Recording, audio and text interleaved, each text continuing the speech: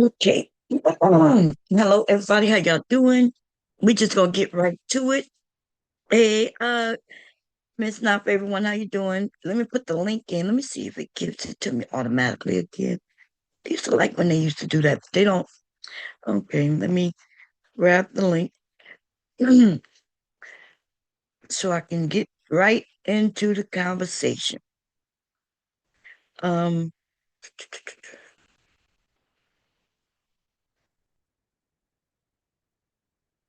okay, got that.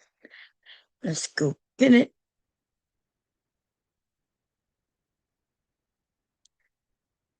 so I can not worry about that. And hey, Lucy, how you doing? How y'all doing? How's everybody doing? Look, we're gonna have a great conversation. This is from a woman's perspective. Ladies, you're always welcome to come up here and give your perspective. Your perspective can be different than mine. That is okay. We're gonna have a conversation about it. If the men want to come up, they can come up and we'll hear what they have to say. But just know, ladies, you are protected over here. You understand? You are protected over here. I understand that we all gonna have different perspectives based on our life experience, on the way we was raised, the way we live our lives, what we believe, our religious belief. All kinds of things can play into how we think about the world around us. But what I am doing, right? Some of the blinders have come off, and so I just want to know, I want y'all to know that first of all, my perspective come from, me being raised with both my parents, right?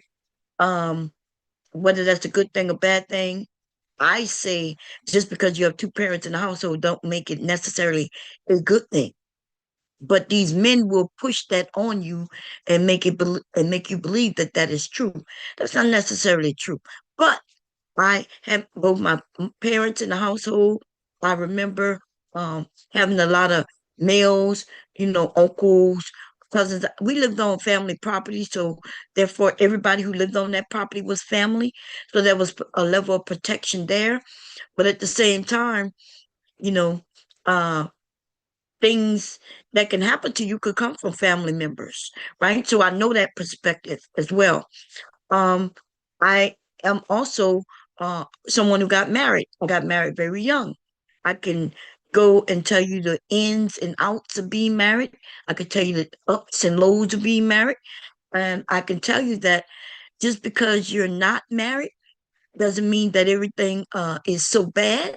And just because you are married doesn't mean that everything is so great. You understand what I'm saying? So what I'm saying though, my perspective is I got married young. Why did I get married young? The honest truth is society. Society told me that was the step to take. You go through school, get some education, graduate, and then bam, like for women, the next step was for you to start your family. And back then, starting your family meant getting married and starting your family. You'll find that a lot of the women in my generation, we did get married, and we did get married young. Now, ergo, the divorce rate back then, right? The divorce rate is from those of us who got married way before we even knew who we were, to some men who got married to without them knowing who they were. And then eventually we start having children. And then in the midst of us trying to figure out who we are, we have children that we have to take care of. And those children, right, are being parented by confused adults, right? Because here I am, an adult with a husband and a whole family, and I'm still trying to figure out who I am. Like, do I like this? Do I like that? Don't I like this? You know? And so I realized that a lot of the things that I thought I didn't like, I had never even tried before. And if I didn't try it, then how do I know if I like it or not? And so here I am, still a young adult, trying to taste this and taste that to figure out, oh, I thought I didn't like this. because old people used to drink coffee. I was like, oh, why would I drink? That's a whole generation of people who didn't drink coffee if we were younger. We were like, oh, old people drink that. We don't drink coffee. I started drinking coffee when I got a job, and I noticed all the older people going in early in the morning and grabbing coffee. So I was like, okay, let me see what this thing is about. You know what I mean? Let me, let me see what this is about. And then I realized that, okay, I could drink this coffee. Maybe it'll help me stay awake. That's what I noticed. The white people was drinking the coffee for. That's what they were claiming, right? Come to find out, coffee is a whole addictive um drink. In case y'all didn't know, coffee, especially the way I drink it. If I drink coffee, it's just as bad as a soda. As much sugar as I put in it. Okay, and to be honest, it ain't never keep me awake neither. They run through me, my body. I'll stay awake because I'm on the toilet. That's why, you know what I mean? Come to find out, me and coffee just don't work well together. I'm just learning that I like wine by making my own wine. When I think about it and say I don't drink alcohol, the reason I don't drink alcohol because I never really drunk alcohol. I never really even tried it, to be honest. And so you've heard me say, yeah, I don't drink. I don't drink because I never even tried to drink. And so I'm making my own drinks, and I'm down there the other day, as it's aging a little bit and it tastes so good. I'm thinking, why the hell did I not like wine again? You know what I mean? Like, wait, why didn't I like wine? So I'm realizing that there's a lot of things that I didn't know about myself still today at 56. And why is that?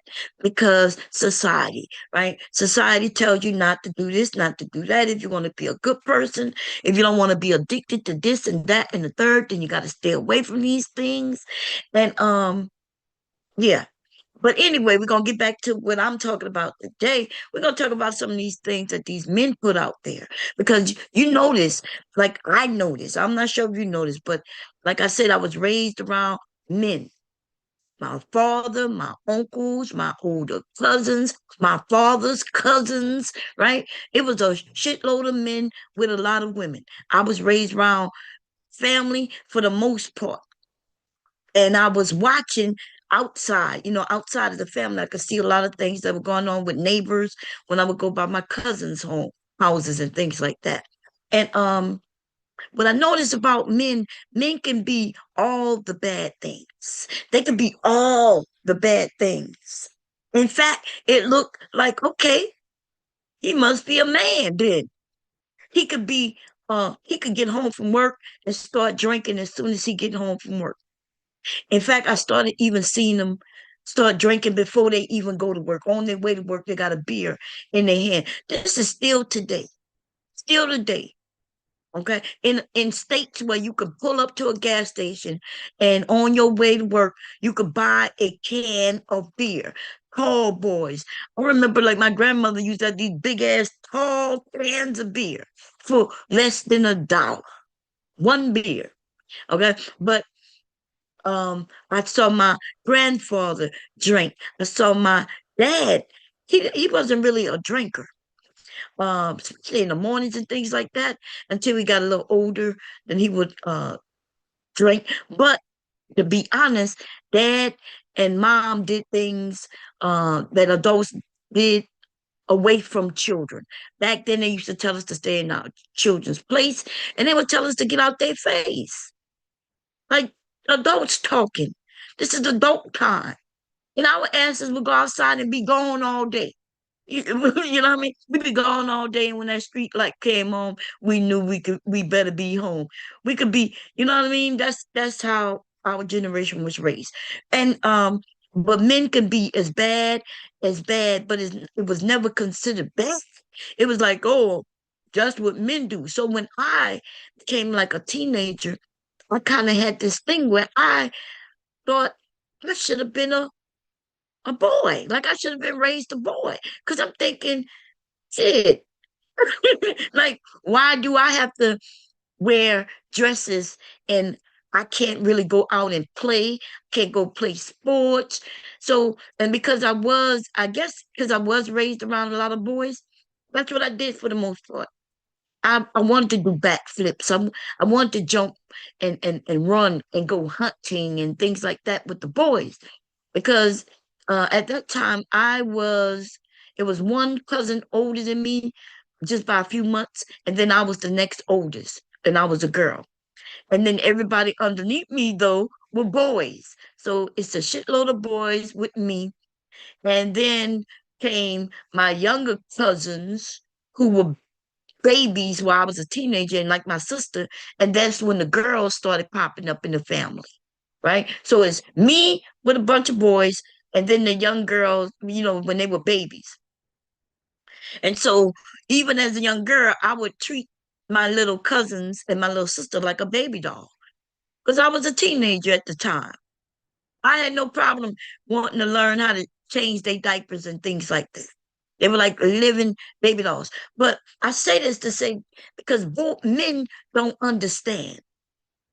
They only understand their perspective from them growing up being boys, able to do almost anything they wanted to. And even when they was doing something bad, it was considered, oh, these boys, boys, boys do this. This aggression, oh, that's a boy. Oh, well, boys will be boys, kind of shit. While they was teaching me in home ec how to cook and clean, balance a checkbook came about, because yeah, now women was able to get checking accounts, y'all. Y'all could it was can you believe that I don't think I've ever seen where they taught boys how to balance a checkbook. They didn't teach them that. Um, and then they taught us how to take care of kids, change diapers. All this was in the class. And then they had this portion where they taught us how, like when we cooking, the fork between the teaspoon and the soup spoon and what side the utensils need to be on and how you sit, ladies, with your legs closed, with your knees touching and your back straight. These are lessons that they taught girls. This is a lesson that I was taught. I'm trying to get a hold of an old, maybe in the 80s, 70s, 80s home ec book. I would love to get one of those because they had some sewing techniques and things in there, that I would like to get a hand of. And I would like to actually show y'all what they was teaching us as girls. Boys did not take home ec back then. That was a no-no. In fact, they didn't really even have anything for them to take. It wasn't like they gave us home ec and then they gave them engineering or some shit like that. No. Home ec was a part of uh, a class made for girls. Made for girls. And this wasn't high school. This was a part of us growing up in elementary school. In elementary school. There was never a boy. I don't like we would take home ec and boys would might take gym. But then we had to take gym too. So I don't they just forced home ec on girls. It was a part of something that we needed. And boys, I can't remember exactly, but like we all still had to take history, language art, right? Which is English and things like that. We all had to take math, English, and those regular things, but some kind of way they put in home ec for girls, and there was no shop for boys. I don't remember any of those, but they made sure to give us home ec. Okay. Now I say that to say that a lot of the things that these men have in their minds today, it comes from that same thinking. Boys will be boys. They can even fail classes. They could fail a few classes depending on the class, and they'll say, "Well, it depends on how badly he failed it and why did he fail it. Did he fail it because he didn't show up?" They'll consider that, oh, he just boy being boy, right? He's skipping class. Oh, boys being boys. If a girl skip class and shit like that, though, I can assure you they didn't just push that to the side and say, oh, she just being um a girl, or she just can't focus because the class is too boring or too this or too that. No, she would get sent to special ed. She would become like special ed. They would put her in special ed if she couldn't sit still long enough, or she wouldn't, you know what I mean, if she wouldn't follow the rules and things like that. So the way girls are able to sit in class and take input information, take in information, right, and process it, that comes from probably centuries of education teaching us that, putting that into us from young girls. You should be out there running with them boys. Come in here. Let me show you how to do this and break out a recipe book.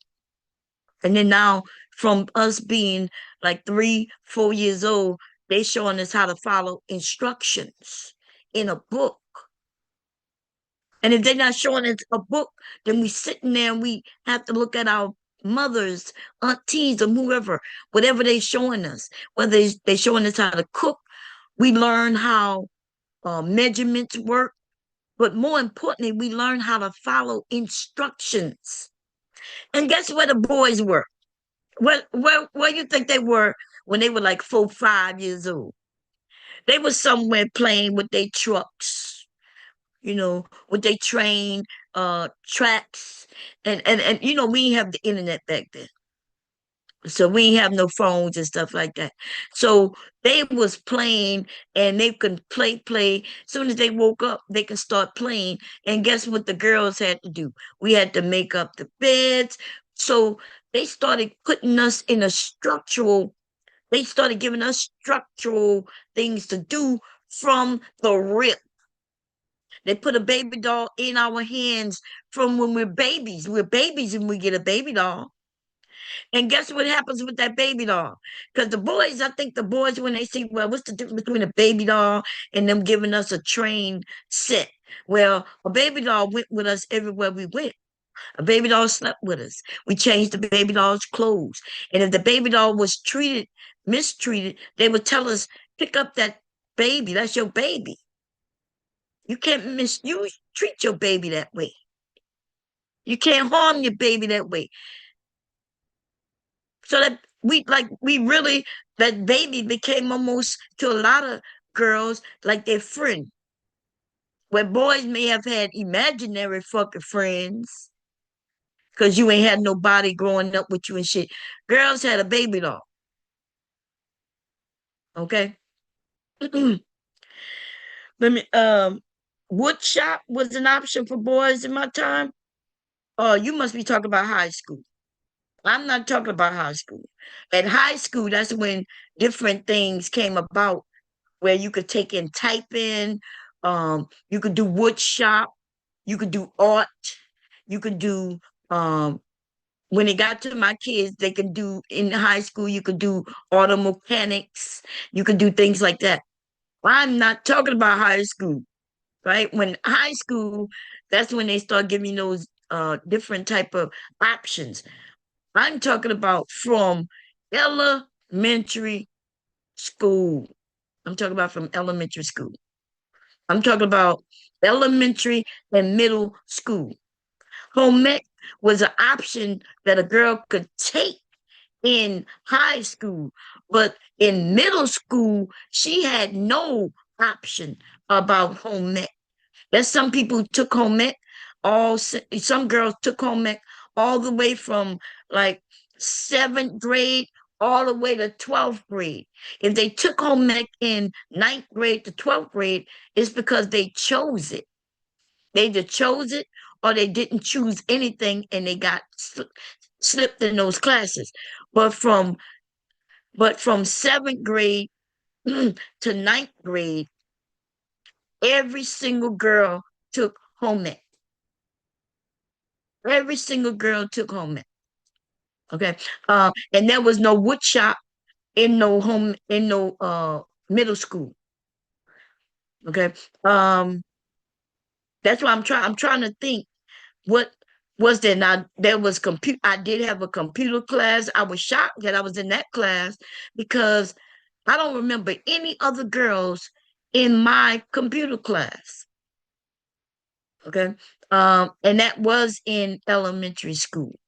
That's where the boys were. The boys was in that computer class, and I was happened to be in that computer class. But it wasn't even a large class. It was like computers had just basically come out. Nobody really knew nothing about them. Um, and there was a class. It was shocking to me, but that's maybe that's why I like computers so much because I was introduced so early, you know. And I'm talking about it was so early that there was an A prompt. Um, DOS wasn't even a thing yet. Um, yeah, because there was no operating systems on computers back then. So I got introduced to computers before there was even an operating system. There was no hard drives. You know what I'm saying? Like you was on a floppy. And today's floppy and back then's floppy is not the same floppy. They have changed the diskette into calling it a floppy now. And the floppy, I don't even see pictures of it anymore in the books, right? When you have to go into the history where you find out what the first calculator is for children my age. And I can assure you it wasn't something that you put in your hand. Okay. That first calculator was what they call it, abacus. It was this thing in the classroom with these beads that you slid over. And let me tell you, I'm not happy about education right now because I just talked to my grandson's mother about my grandson and his schooling. Now, I wish that wouldn't have been nothing. If she would have told us earlier, there wouldn't have been nothing that I could do about it because I'm not his parent. But education, oh my God, yo, we'll talk about that another day. Though. We'll talk about that another. How could a kid get the answer right and still be wrong? How could the kid get the answer right, show they work, which is also right, and the answer is wrong? And and so we had a conversation, and that also comes to boys, when they be like, okay, well, boys, and I was like, well, yeah, it's not about boys, it's about how people learn, but maybe we shouldn't. The thing that they tell us we should as parents do, I'm noticing that maybe we shouldn't do. Like it's bad that I taught my grandson Matt when he was like, you know what I mean? When he was like 3, 4, 5. He know all about the planets and things like that. Anything that I'm into when it's me his time, it's all educational. Every moment that I'm with my grandson and it's me and his time, everything I do with him has an educational purpose behind it. It's teaching him something. But I found out just the other day, yesterday, that while I was teaching him math and how he is so good at it, like he knows algebra. You understand? Um, the school is saying this is wrong, this is wrong. So apparently my son and his mother had to go to the school and they asked him, well, his answer is right. He showed his work, it's right. Then how could this be wrong? And they're saying, well, he used the wrong formula. Yeah, y'all, they said he used the wrong formula. I taught my grandson how to uh intake math a way where his young brain and everybody's young brain could understand it. I thought I was giving him an upper hand. I'm thinking I'm teaching him he's gonna be good at math. He is great at math. He's better than me at math because his memory is better than mine. So, you know what I mean? He could calculate that thing where I might have to sit down with a pen and pencil. He's at that, he's only 6 years old. He's better and quicker at solving something than I am at this point. And they say that his answer is right. And even the way he shows his work is right because the way I taught him, but it's wrong because he didn't use the formula that they told him to use. And oh my God, I don't know what the new formulas for math is, but math is math. And if there's more formulas to put out there to the children, you would assume that whatever, however they work, their brain works the best to come up with the answer would be great. If there's a way where they can solve it, without using any device, no calculator, no nothing, but they can quickly come up with that damn answer, that is a good thing. And the reason you show your work back in the day, the reason you showed your work is so they can prove that you didn't just get the answer from the person sitting on side of you. But now show work means so much more. Okay, cool. I get where you show your work, you show how you got it, you let the people know what formula you use. But they saying, well, no, he got to use the formula we give him. And we're like, but maybe his brain works differently. Maybe the formula I gave him is the easiest for him to understand. It's crazy, y'all. Sometimes, right, but the thing, Eugene, what you mean the wrong methods? Because when it comes to methods and formulas, we are now talking about geometry and algebra and shit, right? And it don't matter. So now, if you talk so people play, right? Listen, when it comes to math and shit, baby, I'm good. And you know what? When I was in school, though, I was bad. And you know why I was bad at it? Because I didn't understand what the hell them people were saying. There was no, there was no hands-on. They were just at a board. It was in a book. And then they would tell you, they teach you fractions. I never understood what fractions meant. And let me tell you why. Because I didn't understand that I would use a fraction every time I was in the kitchen with my grandmother or my mother, right? When we was using fractions, a half of this, a scoop of that, a whole it. So because my parents we didn't use no recipe books, and everything was on site, right? But if somebody would have said, "Hey, look, I know you having a problem with these fractions right now, but here goes some money," right? A lot of people and a lot of children will understand fractions when it comes to money.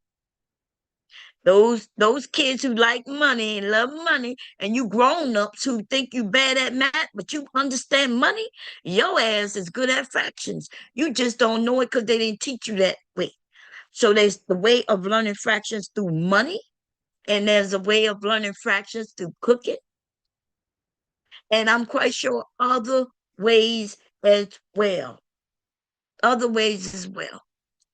Um, the way they was teaching me in school, I did not understand. I barely was passing math, but I always passed it. But I was always barely passing when they started getting into um a geometry, anything dealing with fractions. I was barely passing. I'm talking about, when I say barely, C minus, maybe even a D, just enough to get to the next grade. But you can't tell me shit about math today. Why? Because all it took was for me to have an understanding of what is a fraction. Why do we even know what a 0.75 is? Like, what the hell is 0.75? As adults with our brains, everybody listening to me right now, we have an understanding of that today. How many of y'all had an understanding that though when you was like in second, third, fourth grade, fifth grade? Some of you did because you're younger, and maybe they started teaching differently, and maybe you do know. But I'm telling you how my generation, uh you got to understand, I'm the first generation where it was mandated for you to go to school. I think people confuse the time frames because you're basing it on your time frame. But my parents didn't even have to go to school. Let me say that again. My parents, the boomers, didn't even have to go to school. It was not required for them to go to school. My dad dropped out of third grade. His he I think The farthest he went was third grade. I'm not sure if he passed third grade or if he just entered in third grade and then he dropped out. He didn't drop out, right? Not it's not like he said, "Hey, I don't want to go to school no more." No, like they stopped going so they can help my grandmother, so they can go out and make money. Imagine being in third grade. You know how old you are in third grade. My grandson about to go to second grade, and he's 6. He's 6. So third grade, I'm putting him what 9 years old, 9 years old, 8, 9 years old, and at 8, 9 years old, you have the responsibility of helping your parents make money so they could survive. So my parents wasn't required to go to school. My mother did graduate high school, right? And then she got some college. And she got college after we was born. Well, I remember her going to Delgado. Um, yeah, I remember that. And I was in elementary when my mom started going to college. She would drop us off at school and then she would get on the bus and go to school herself. I'll never forget that. Anyway, so our generations, even though not so far apart from each other, the information that we've learned in the last 50 years is enormous. And how do we learn things? Through education. The very thing that Black men seem to be against, the very thing that some of the men and who who praise education ain't all this, education ain't all that, like even what they know comes from education. And the shit that they know that didn't come from education is a whole lot of bullshit that comes out of their mouth, right? It's a whole lot of bullshit that comes out of their mouth. We know that people survive, children survive more today when through birth to age 1 is due to science, what they've learned over the past 100+ years. Because there was a time, baby, where children was not surviving. A woman would have a baby and she would have to pray and pray hard that that child survived to age 1. Okay.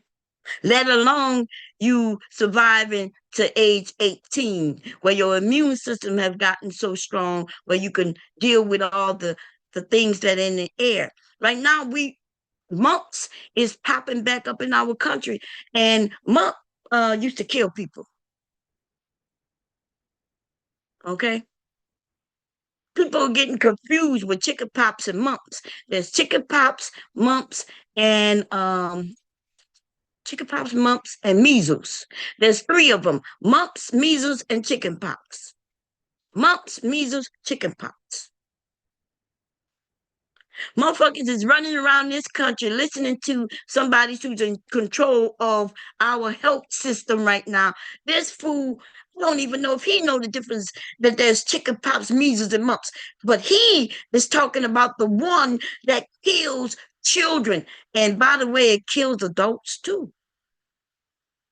It kills adults too. Okay. But anyway, so my generation, though, let me back it up a little bit because I'm not trying to go political or nothing like that. My generation is a generation where we was required to go to school. Like I had to be in school, okay. Um, and then my children, they straightened those requirements more with my children. So here it is. I have my parents who is only 19 to 21 years older than me. My mom had me at 19. My dad was 21. Okay. That means they was barely teenagers, barely adults, should I say, right? Barely adults when they had me. And then here I am. They didn't have to go to school, but I had to go to school. And then I am 25 years older than my oldest, I'm sorry, 25 years older than my oldest. And he's required to go to school with even more strength where the parents would get in trouble. The parents would get in trouble. or well, you ain't really get in trouble, but they will show up to find out. They'll send you notes and shit like that. Now, while I'm having my children, when they got about high school, I started hearing about they was requiring like you could go to jail. They was talking about maybe possibly making it where you might go to jail if your kids are not in school, and on top of that, if they out there running amok, they're committing crimes and shit, and they want to say, hey, the parents not even making you go to school. And I know some of us don't know why they did that. Because you thinking, well, hey, they signed that bill. She was a part of that bill in California that made yes. And it was needed because y'all don't know why. If you don't know why they start putting rules in place, policies in place, then that's why you don't understand. But I could tell you, when it came to young kids not going to school, they was out not going to school, committing crimes, right? Then they had the group of kids who were just missing. If they didn't got to go to school, then how do people know they still alive?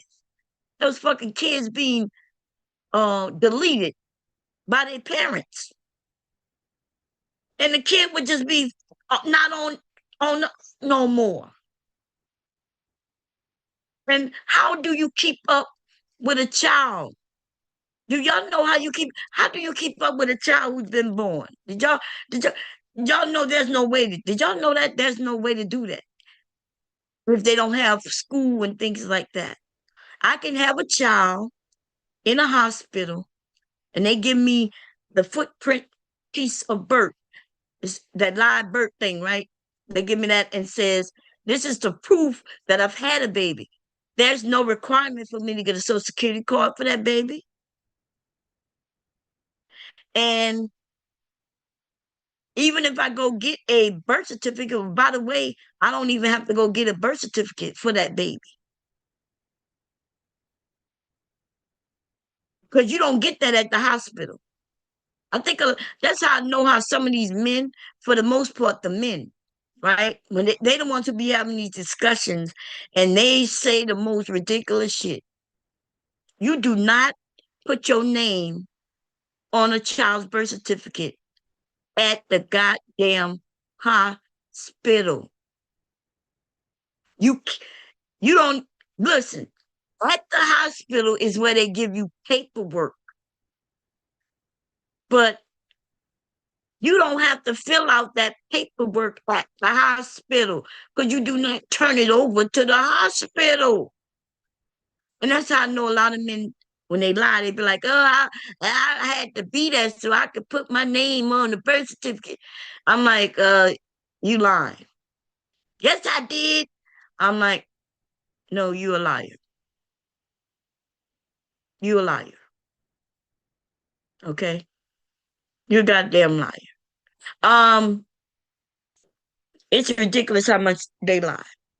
He said, my dad was 19 and my mom was 17 when they got married. Okay.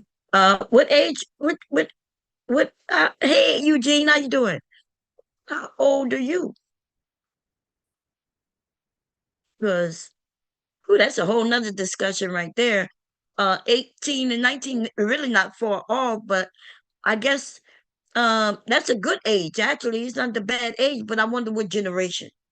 Because like my I be hearing these men, and when they like to talk about the elderly and what the older generation did, they swear to God, some 30-year-old married a 16-year-old or 17-year-old. They keep saying that shit. It gets on my fucking nerve. And I look through my whole fucking family. And when I say family, I'm talking about like my people who I actually laid eyes on. You know what I mean? Talk about like my aunts and uncles and my grandparents and their sisters and brothers, right? And ain't nobody in that those that I laid my eyes on ever. And did they get married when they was a kid to some fucking old ass man? Now, like you just said, yours was So yeah, so you see, I'm glad you said that, Eugene, because we around the same age. I'm just like 2 years older than you, right? All year older than you. I'll be 57. Or did I turn 57? And I'll be 50. Who knows? Uh, Listen, I'm just a couple of years older than you, and a couple about no more than two. And you're right. Our parents did not, they wasn't far off like that. I'm not saying it never happened, but these men, they say it like it was a normal thing. It was just done so often. And I'm not saying that other groups of people, right, didn't do that. We know in Africa, we know what they did in Africa. We still today don't do what they do in Africa or in other countries around this world. We just don't do that shit. Um, I don't know why they like to go to Africa because I guess because we black. And they like to say, well, we, but I don't know. These men, do they want to talk about what's happening in Africa? Because they had a whole great festival over there in Africa. Um, was that earlier this year? Yes. Not but 2 months ago. 3 months ago at this point. Okay. Yeah, we the Gen Xers, baby. Gen Xers, we the last strongest ones because I don't know what the hell going on right now. But anyway, back to what I was saying, with the education and things like that, people learn differently, but with girls. So I want you, if you want to come up, you could come up, Eugene. You don't have to turn on your cam or nothing like that. I don't require that. In fact, I don't even let people turn on the cam unless it's somebody like who like to come up and turn the cam on all the time. But anyway, boys and girls, right? So girls, because I would like to know, because I wasn't a boy. I don't know what classes y'all took in elementary. Maybe where just boys went to. I honestly can't tell you because I wasn't a boy. I'm racking my brain trying to figure it out. And maybe you're right. Maybe there was because you said it earlier in elementary. Maybe there was a class for the boys and they just learned something that the girls wasn't learning. You know what I mean? I don't I don't I don't know because I I had a brother, but my brother is just a couple years younger than me. My brother was wilding out, baby. Let me tell you, listen, my brother, before my brother got to high school, my brother was wilding out. Okay. And it goes to the point that I'm speaking on. Same parents, they had the same rules for both of us. And then at some point, my brother started wilding out. Okay. My brother started, what do I mean by wilding out? He started getting with the wrong group of people. And I remember, like, I always wondered, I'm older, but my brother was able to go to the store by himself. If I went to, I was barely ever even able to go to the store, let alone if I did, it had to be where it was necessary. And it wasn't me by myself. I couldn't walk nowhere by myself, baby. Listen, I had to even ask if I wanted to go to town, which is walking distance. It had to be an older cousin who I went with. And my daddy had to trust them for real, for real. You understand what I'm saying? Shit, I was even scared to ask, could I go with them? Hey, Dad, can I go with them?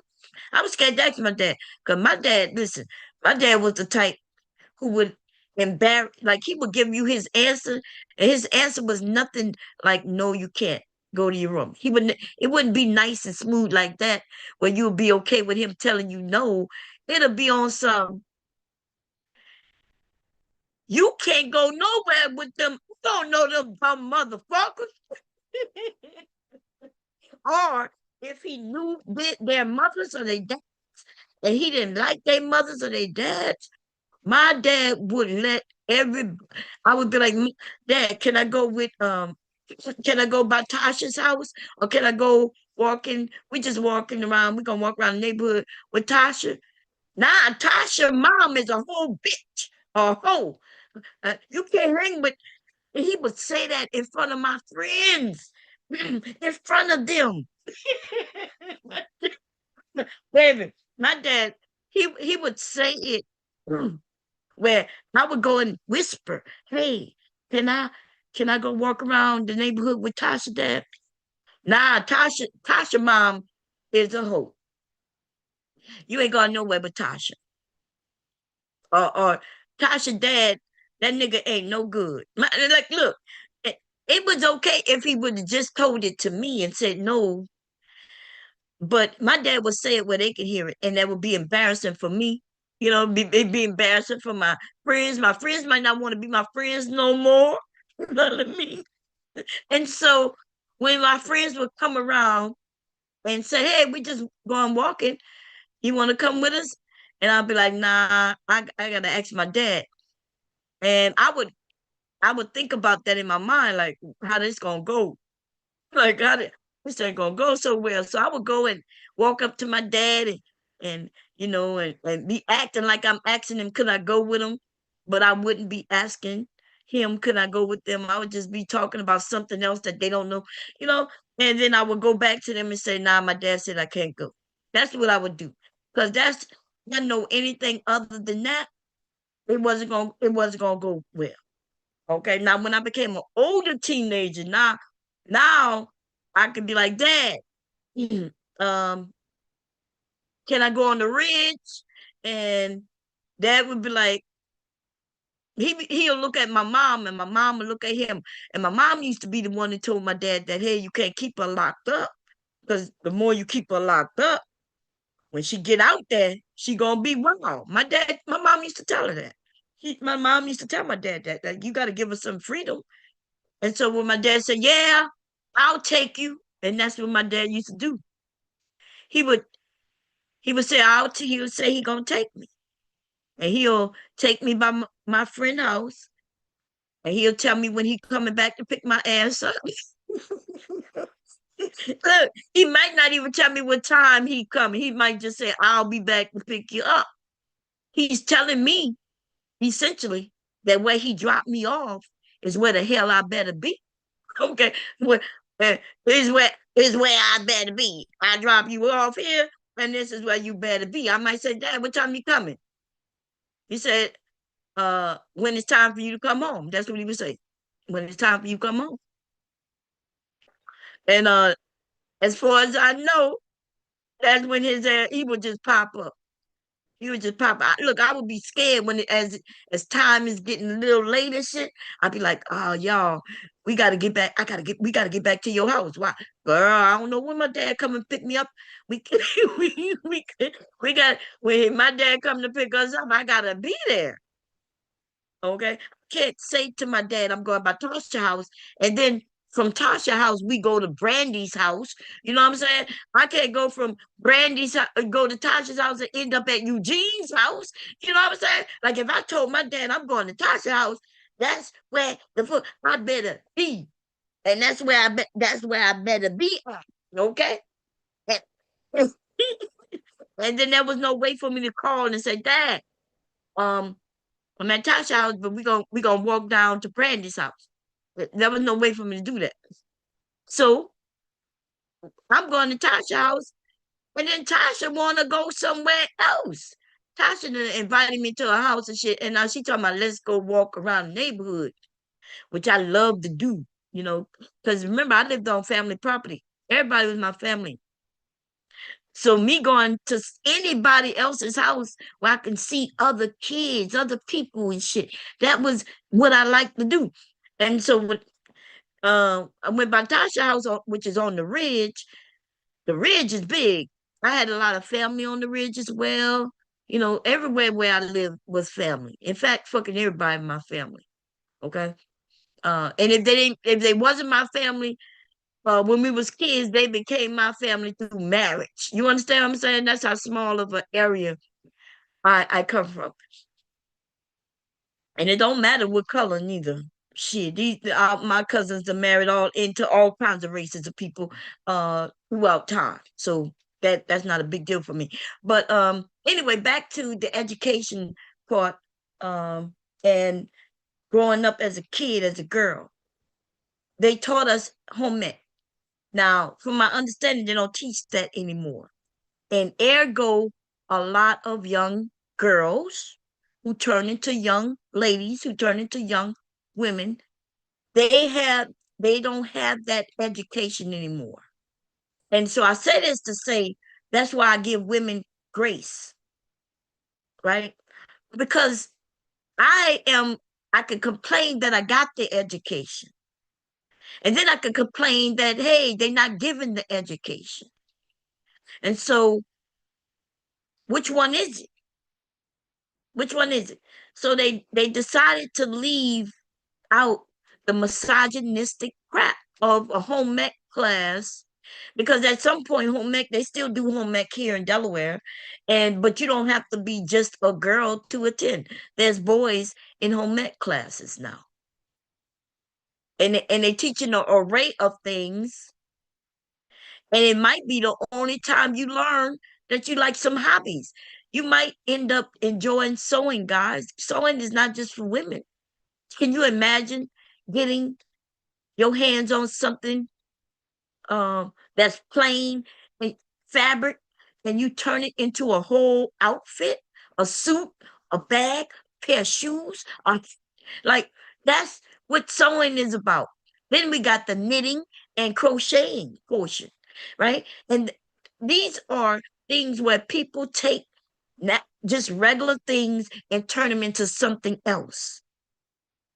And men, y'all are good at this as well. I mean, especially if you are a creator, if you things pop in your mind where you can look at a piece of fabric and be like, damn, this would be a nice tie. This would be a nice pair of sneakers, right? You'll have custom thing when the men designers are very good at what the hell they do. When I stumble across the men designers, now, I emphasize the men designers because there's less of them. Because they got some great ass women designers out there too, baby. Okay. I don't want to make it seem like the men are better than the women.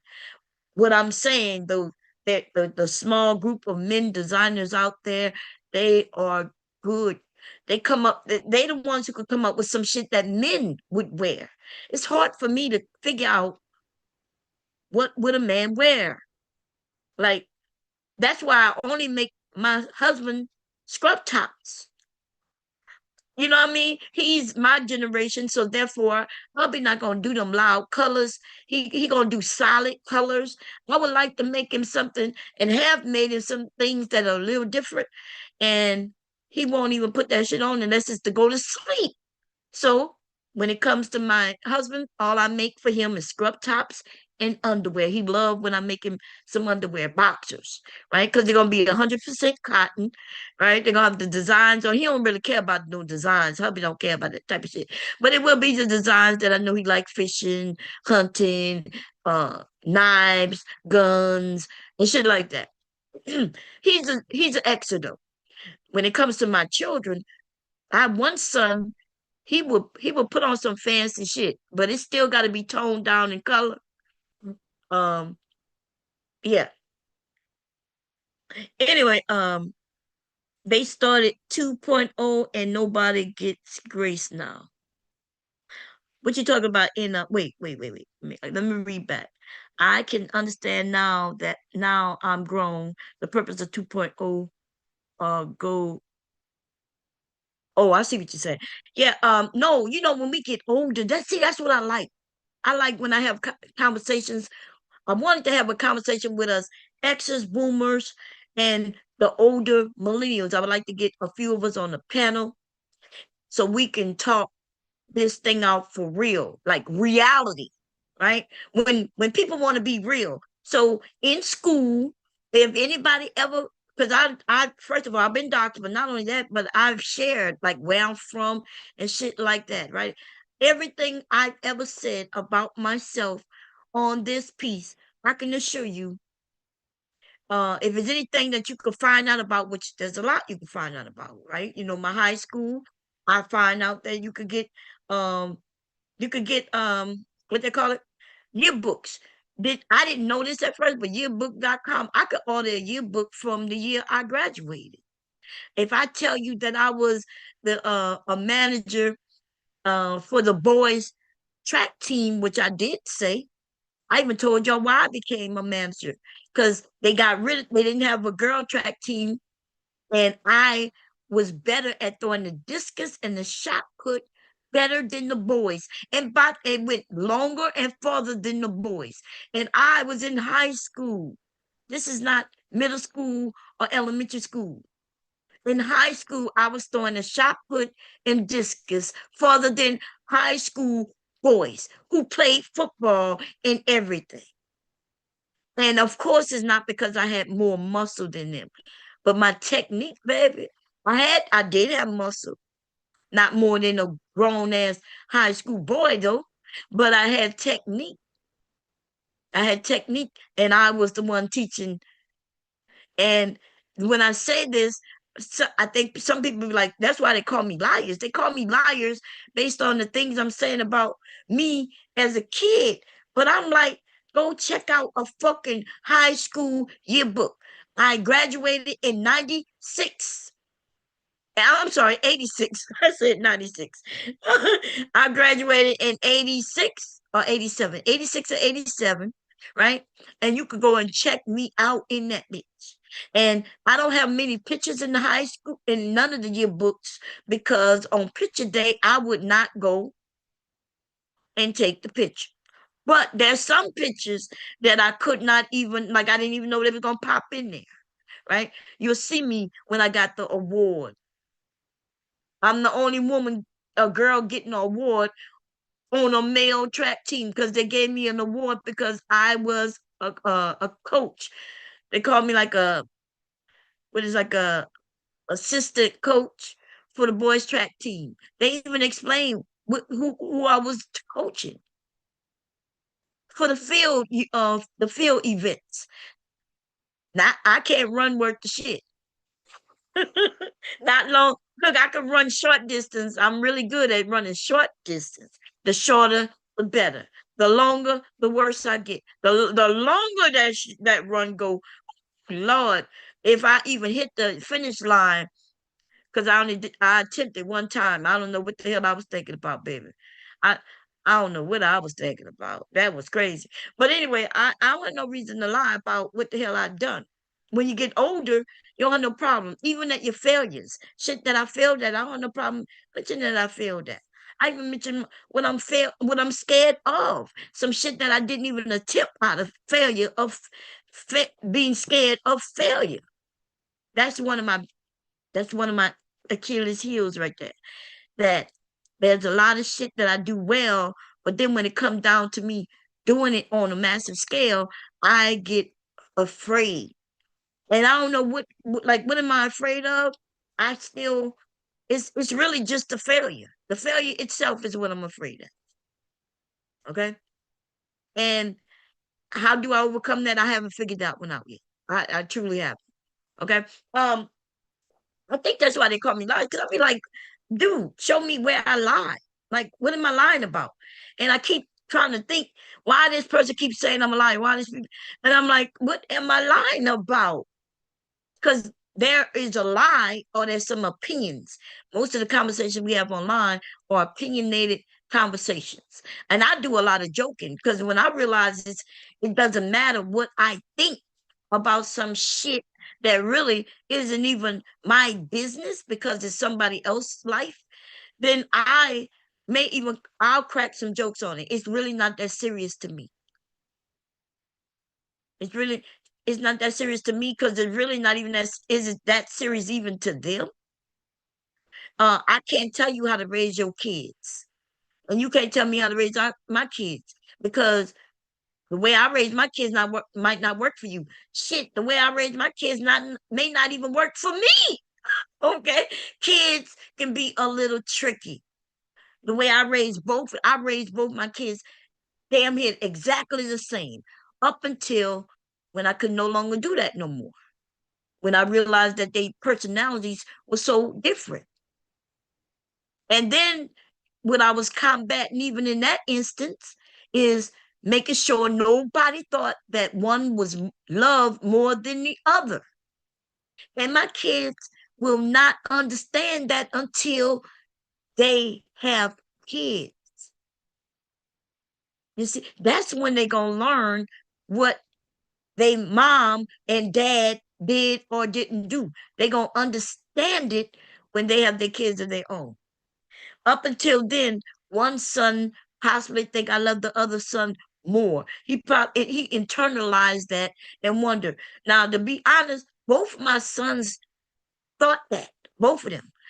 My oldest thought I loved the youngest the most. The youngest thought I loved the oldest the most. That is some shit for your ass right there. Being a parent, for me to find out this was devastating to me because I'm like, what are you talking about?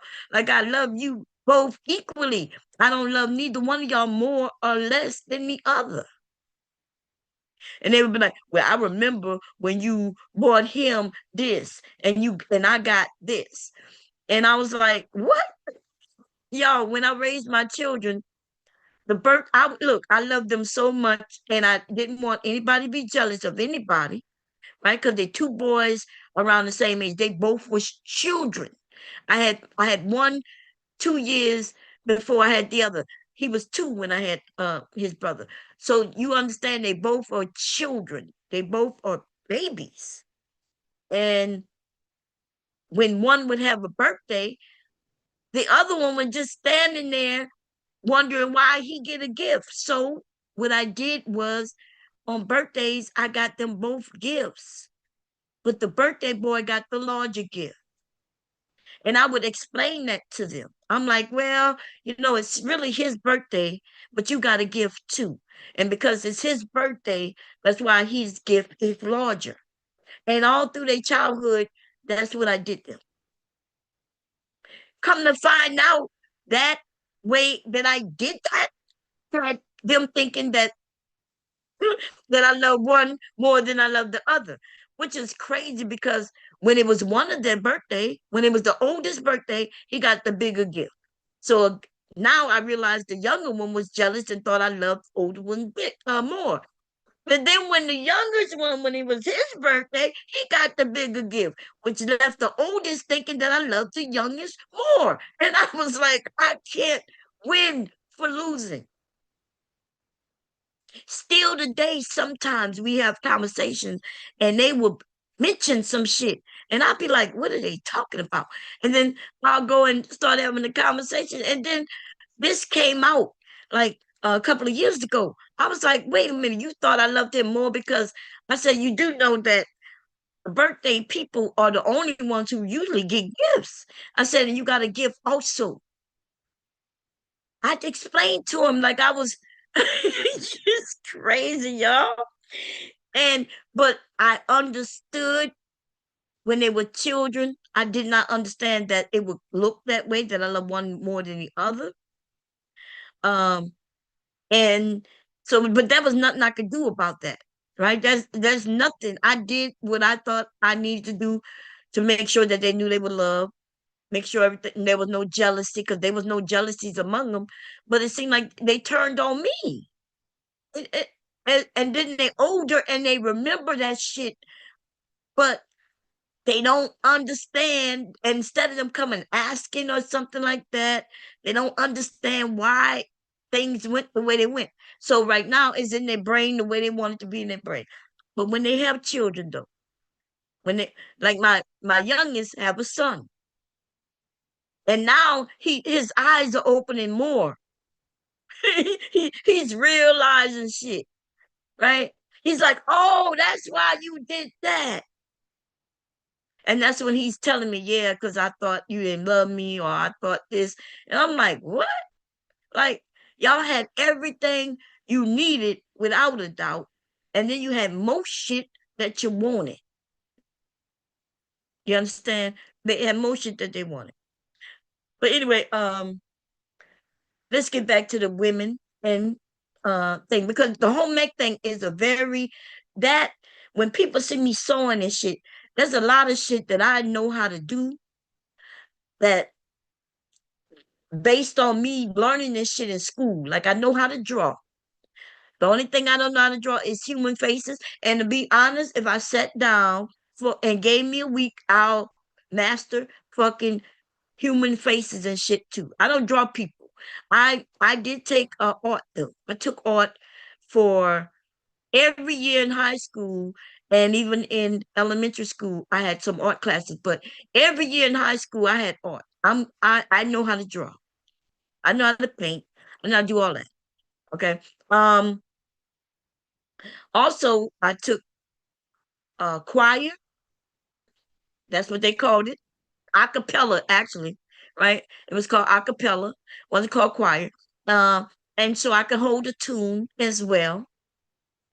Okay. And also, I love to dance. So I've taken dance since I was a little girl all the way. So not only that, but I taught dance, so I could dance as well. Um, and sewing was with home ec. Um, and believe it or not, even in home ec, when it came down to sewing, yeah, I wasn't fascinated in that. Okay, that was expensive, by the way. Even then, home ec, when it got to the sewing shit, that was expensive. Imagine me having to go to my family and tell them, right, who barely. It just seemed like we was poor. Like mentally, as a kid, I just thought we were poor, and so me telling my parents they need to get me a sewing kit. I remember the sewing kit my parents got me, and back then, uh, $16 for a sewing kit was a lot of money for some shit that I ain't gonna use nowhere else. Okay. Oh, and then you know what they used to do back then? I don't think they do this anymore. I hope not. But you got a grade based on you getting shit. These motherfuckers, that means I had to go and ask my parent for the sewing kit because if I didn't, then I would get a zero. They would give me a grade based on some shit that my parents was or wasn't able to afford. That's fucked up. The man. Listen, it's a whole lot of shit that I'm glad they changed, or and I hope that they change. Cause I'm gonna tell you, like when I said that I barely passed some grades, it was mostly due to money situations. Like, you think I'm going to tell my parent that I need a book for class? What? Bitch, we barely eating. It's my mind. In my mind, I'm like, we barely eating.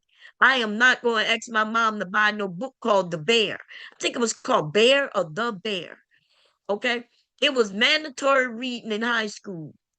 Um, and shit. I, I'm thinking to myself, we don't get to go to no McDonald's. We don't get to go to no Wendy's. We must be poor. I'm not asking my mom to buy no fucking book called The Bear. And so I get, and so I would sit in English class and listen. They first of all, they never read that book out in class. See, today you get the book. You even if you can't afford the book, you are able to get the book from the school or some shit like that, right? And also, they read the book in class. But in my generation, you got to get that book, and they would tell you how many pages to read that fucking book. And then the next day you have a test on what the fuck you read, right? Now, let me tell you, baby, let me tell you how that shit would work for me. So I didn't have no book. I wasn't asking my parents. I never asked my parents to get that book. I'll show you, my parents would have got me that book if I would have asked them for that book. Okay. But like the in my mind, when I imagine my dad, like if I needed something, I needed money, my mom would say, hey, she need money, this amount of money by this date. And I would hear her tell him, man, she gonna need $16 by this date because of this, that, and the third. And my dad would say, okay. And then there would be some nights when my dad wouldn't come home. And then I would end up with the fucking money. My young brain would be like, well, dad must be out there hustling. I used to hear the word hustling, but I didn't really know what it meant. But you got to remember, and I'm in high school, by the way. I'm in high school. So when I tell y'all that just because a word is used doesn't mean people know what it actually means. Hustling means hustling, right? People today use it like, yeah, I'm a hustle, I'm hard. I'm a hustle hard. Ever since that hustle hard song came out and shit. But back in the day, the word hustling kind of had a negative connotation. It meant something negative, like some criminal type of shit, maybe, possibly. You understand? So here I am, and I would hear people say, man, you out there hustling. I used to hear this through the adults. Man, you out there hustling. You know?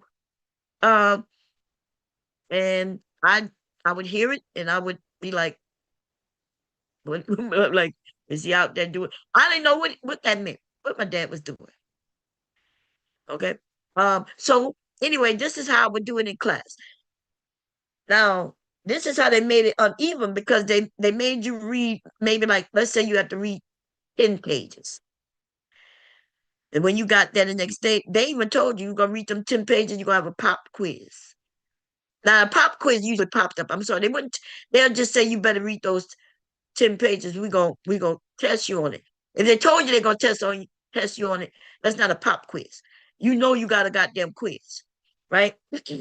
But if they told you to read them 10 pages and then you got there, and then all of a sudden they start take out your paper, take out pen and paper. You'd be like, what the fuck? You got a quiz, baby.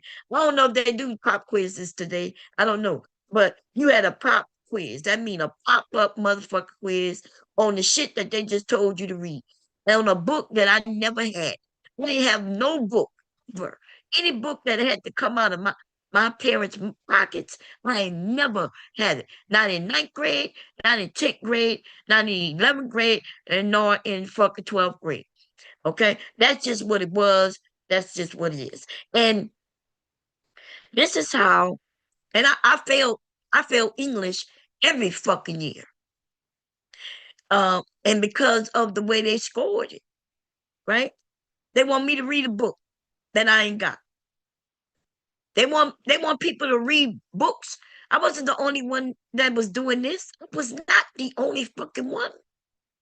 I have friends where when we realized we had to have the same book, we would one of our friends may have had the book, and then we would see if we can. Hey, can I use your book? Can I hurry up and try to read it through this lunch period? We was trying our best. Okay.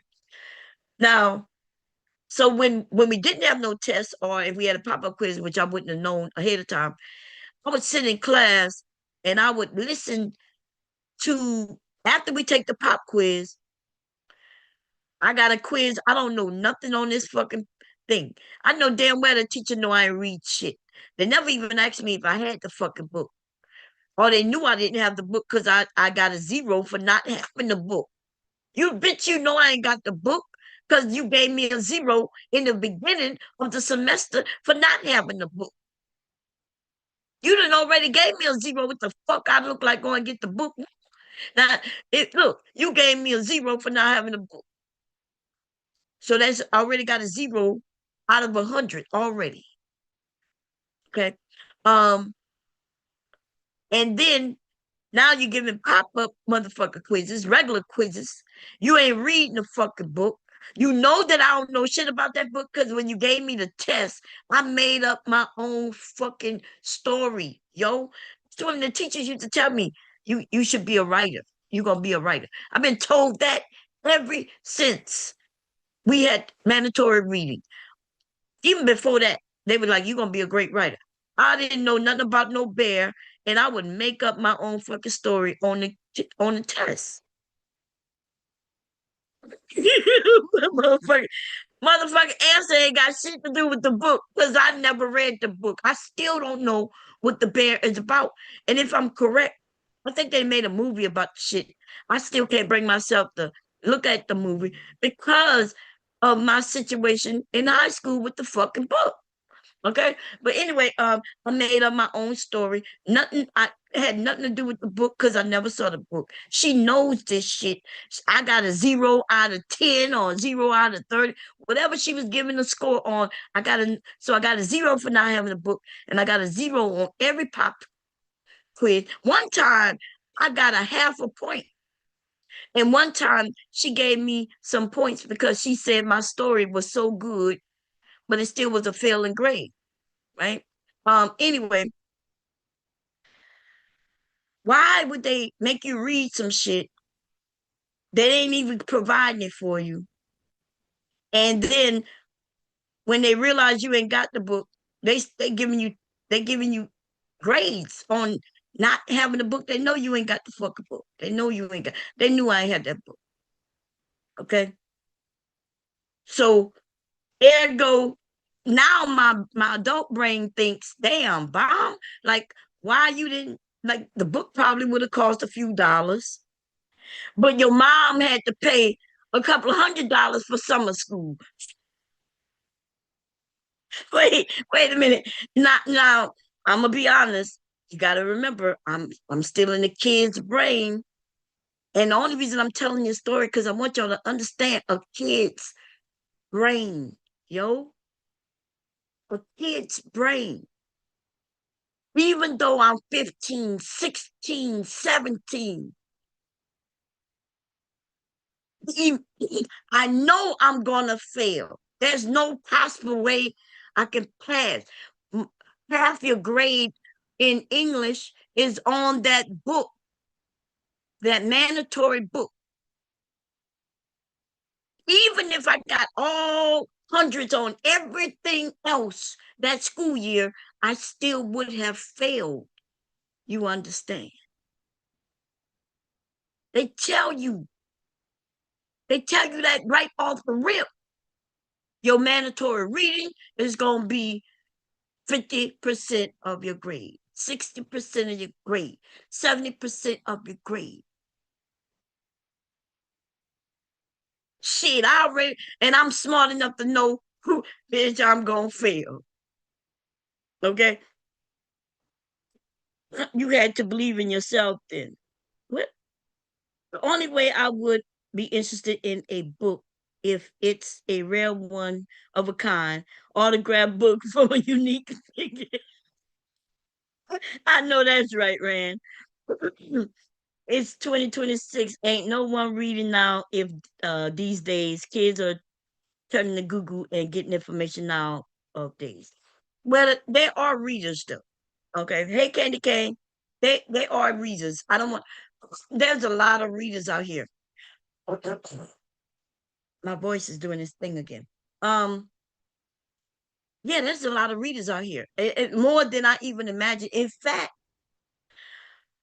when you think that most readers are either doing audio books and things like that, which that could be possible too, right? Because I sell a lot of book covers. I sell a lot of um what do I call them? Like where you put your books in. And I also sell e-reader and iPad covers as well, right? Um so what has what happened though, Rand? Because when people start reading off their tablets and e-readers and things like that, now they call the people who read from a book, an actual book, they call it nostalgia. Why did this happen only because I'm talking a lot? Hold up, let me take a drink, something. That's crazy. They call it like being nostalgic, right? They're like, I'd rather feel the pages. I'd rather flip the book. You know what I mean? So I sell a lot of bookmarks that I make. I sell a lot of bookcases. I do sell iPad sleeves, but I noticed that it's more book covers and things like that that the people really like. But I sell a lot of each of those two things. So there's a lot of readers out there. Um, and I think and now the book readers, they've started to collect and keep their book. They'll buy the book almost like an album. I remember when there was album collectors, but then when CDs and things came around, people got rid of them, right? Some people got rid of them. They would get rid of them. You would see them all over the place for cheap. But now albums coming back to life. Um, so it's kind of like that thing. But the only reason, listen, I know y'all probably thinking, Bomb, why are you talking about all these things? What they got to do with your title? Well, what I'm saying is, this idea that children, right, that when they get a certain age, they know better or they know this and they know that. I'm telling you that I knew right off the rip every year, especially after that first year of high school, I knew I was going to fail English. And I knew it. I knew it because they gave us the information that this reading this book was going to be a certain percentage of your grade. And I tried my very best to not fail. It wasn't like I was sitting around not doing nothing, lollygag and just all. I tried my best. You know, um, I would listen. Like after the pop quiz, they would go over the answers. Now the problem with that is, even with the answers, I would listen closely. You understand? I'm listening after I got a zero on the shit. 0 out of 30, 0 out of 100, depending on what she graded it as. Even though I wrote some shit there, I still, failed. After that, though, the thing I thought was good was they gonna go over the answers. And so I would be listening and taking notes so I can know more, try to get a feel for the story. Right? So when we take the main test, because we got these pop quizzes, but then there's this main test. I'm thinking, okay, I'm gonna listen real closely to what they're saying, and then take my notes and everything. And when we take the main test, which does equal 100 points, then that's when I'll, maybe hopefully get a higher grade. Okay, those are the tests. The major test is where I would get points, half a points, and shit like that because I was listening to what the hell they put out there. But they never read the book, and she would just ask some questions, random questions that won't even be on the main test. So that means I had to try to figure out how to piece this story together based on all these little pieces, bits in here. Hey, this happened and that happened. And who is this person? I don't even know the fuck that person is. But oh, they mentioned it in a pop quiz. So now there's this person named Fred. And so I gotta add Fred somewhere in this on his main test where it equals more points, it's worth more points. And that's what I was doing. And I would piece that shit together to where I wouldn't get a 0 out of 100, but I'll end up with like a 60 out of 100. And that's her being graceful. That's her still knowing I read that shit, but she know I've been paying attention based on what I put on that paper. Okay, that's what that was.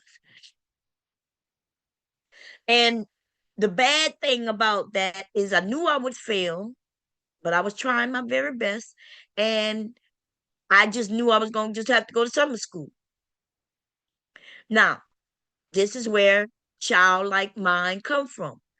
Summer school, I can assure you, costs about $200, maybe even a little more. 260 something dollars. Plus, my parents have to get me there and back.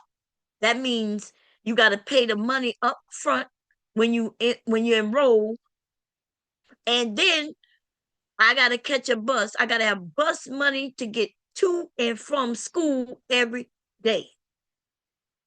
What you mean I caught a bus? It wasn't even in my area. Summer school was always in a whole nother area. I mean, now I'm spending the summer at one of my aunts or uncle's homes just so I go to summer school.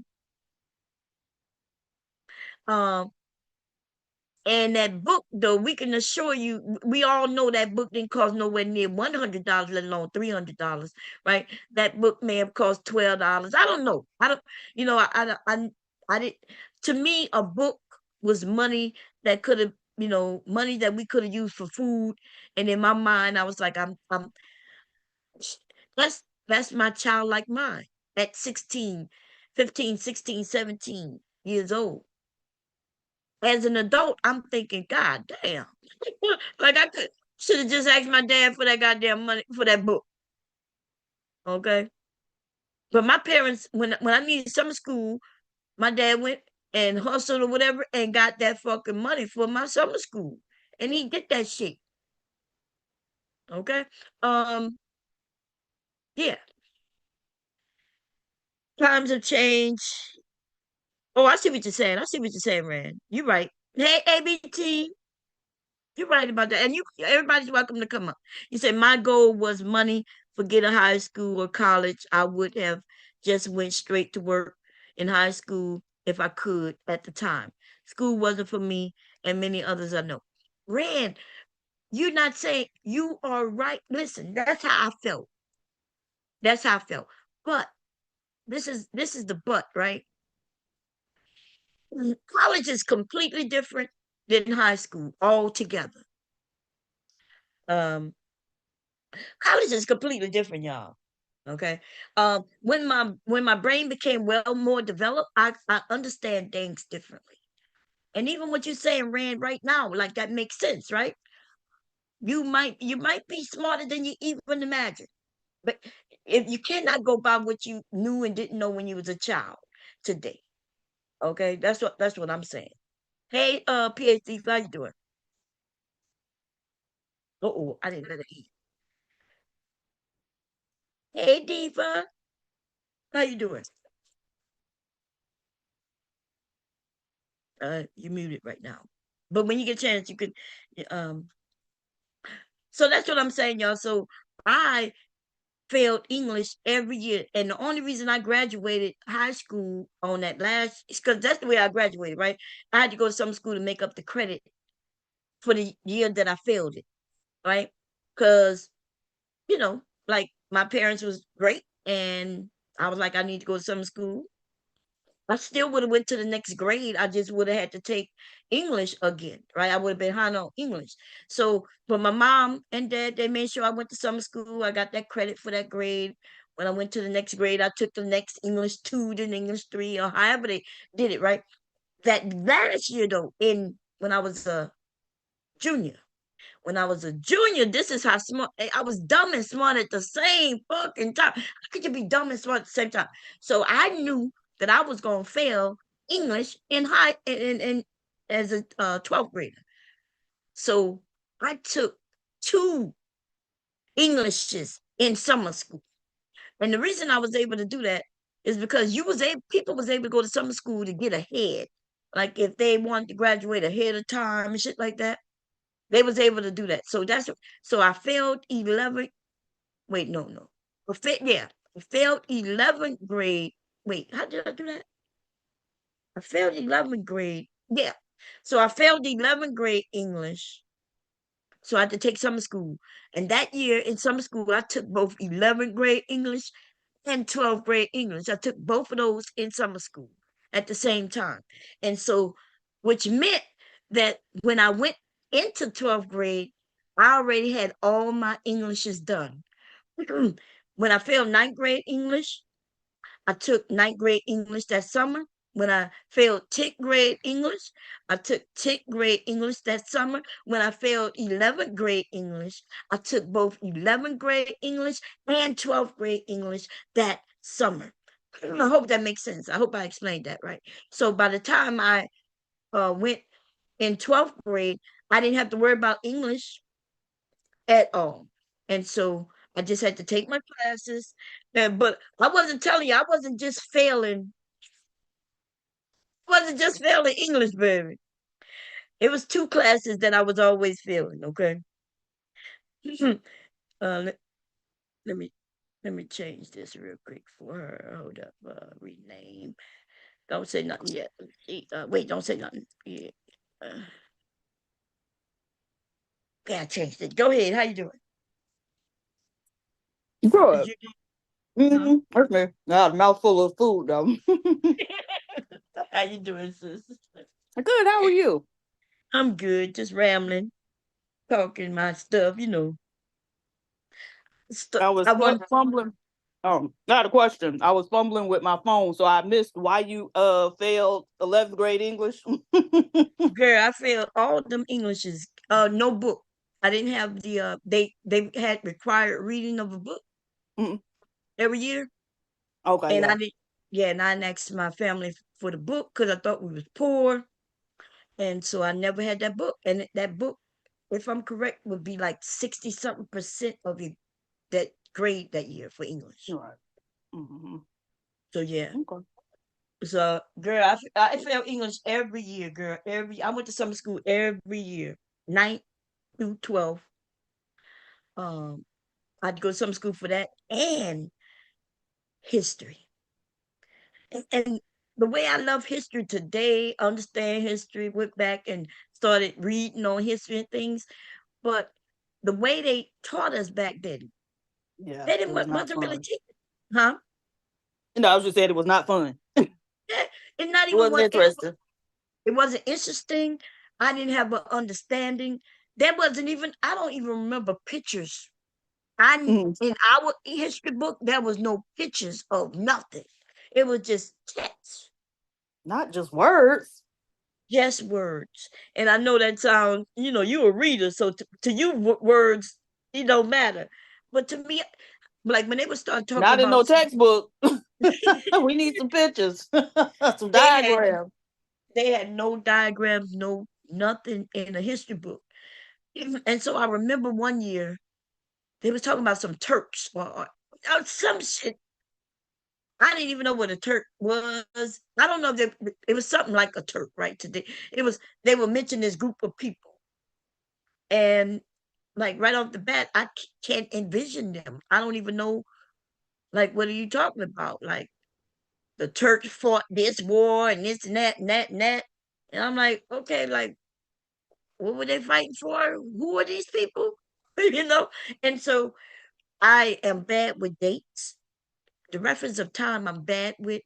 And you used to have to know dates in history. So that's even though I could sit there and listen, and it was in a textbook. So I did have those books where I could read it, but I just had no understanding of what the hell I was reading.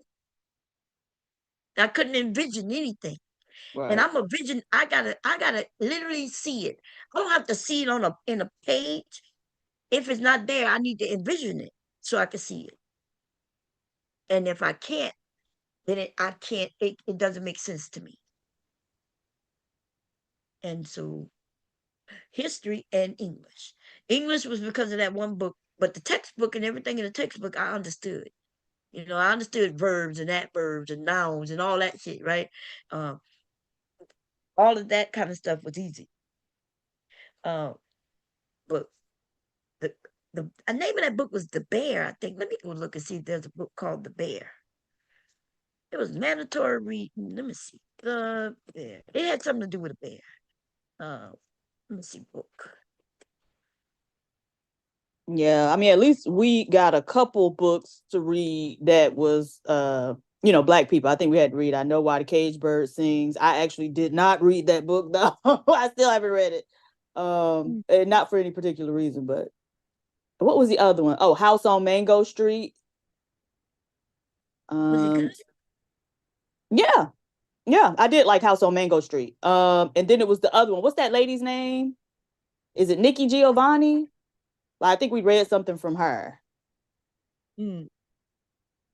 Yeah, so I don't remember none of them goddamn books 'cause I ain't never get them. They definitely wasn't gonna be about no black people, girl. Back then we talking Right. about in like 80, what? I graduated 86.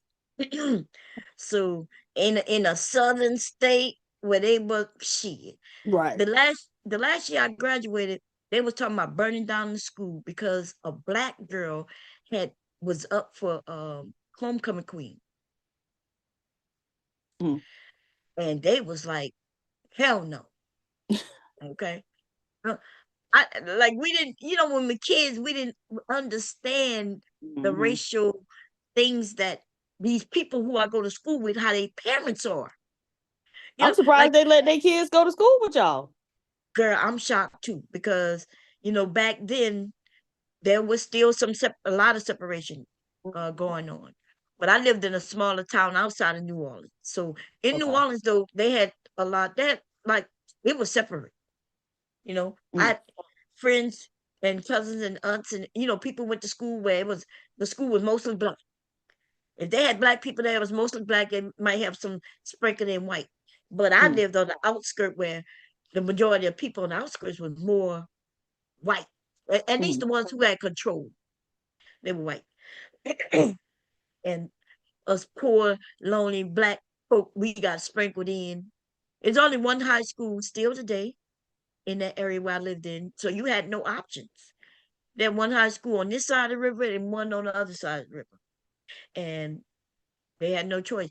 Not until high school was I going to school with white people, Okay.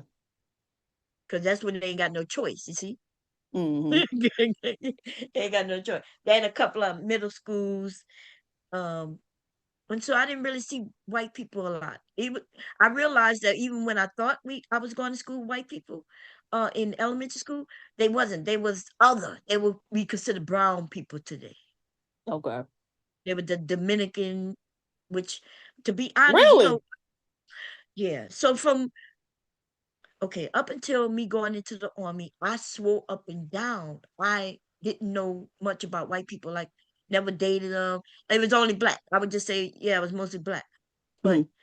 I never known or didn't know that I was dating and or going to school with Dominican Republican people. You know, not Dominican Republic, what they call Dominican people, Mm-hmm. Spanish people, Right. Latino, even fucking Mexicans, but not Really? yet because they consider them black. They consider Damn. themselves black. They, yeah, black people consider them black. We just thought they were light skinned black. Like, I'm a light skinned black, right? So Mm-hmm. I'm thinking I'm dating a light skinned black boy, With a and then Mexican. I get grown and find out this motherfucker, his mamacita and shit, his grandma, this motherfucker speaking Spanish in his household, but outside in the real world with us, he's speaking regular English. And I'm That's hilarious. He speak of the Spanish. like, yes, and not until I went to the army did I start realizing, um, because I'm of that generation, or my parents and my grandparents are one drop rule. See, now Okay. we're against the one drop rule, but you know the one drop rule is strong and hefty, baby, in the South for real. Yeah. Okay, and because of that, that's how I realized why people was considering themselves black. Today, though, Mm-hmm. people seem to not. There's not that many people want the one drop rule seemed to fall on our side where people was black. But today, though, people don't like it. A lot of people don't like it because they don't want to be considered black. That's what I find for the most part. Mm-hmm. What you think, though? That they don't want to be considered black? The Yeah, mixed race people? yeah. Mm, Or I even the think, Dominican. Go ahead. oh, yeah. I think like groups who aren't,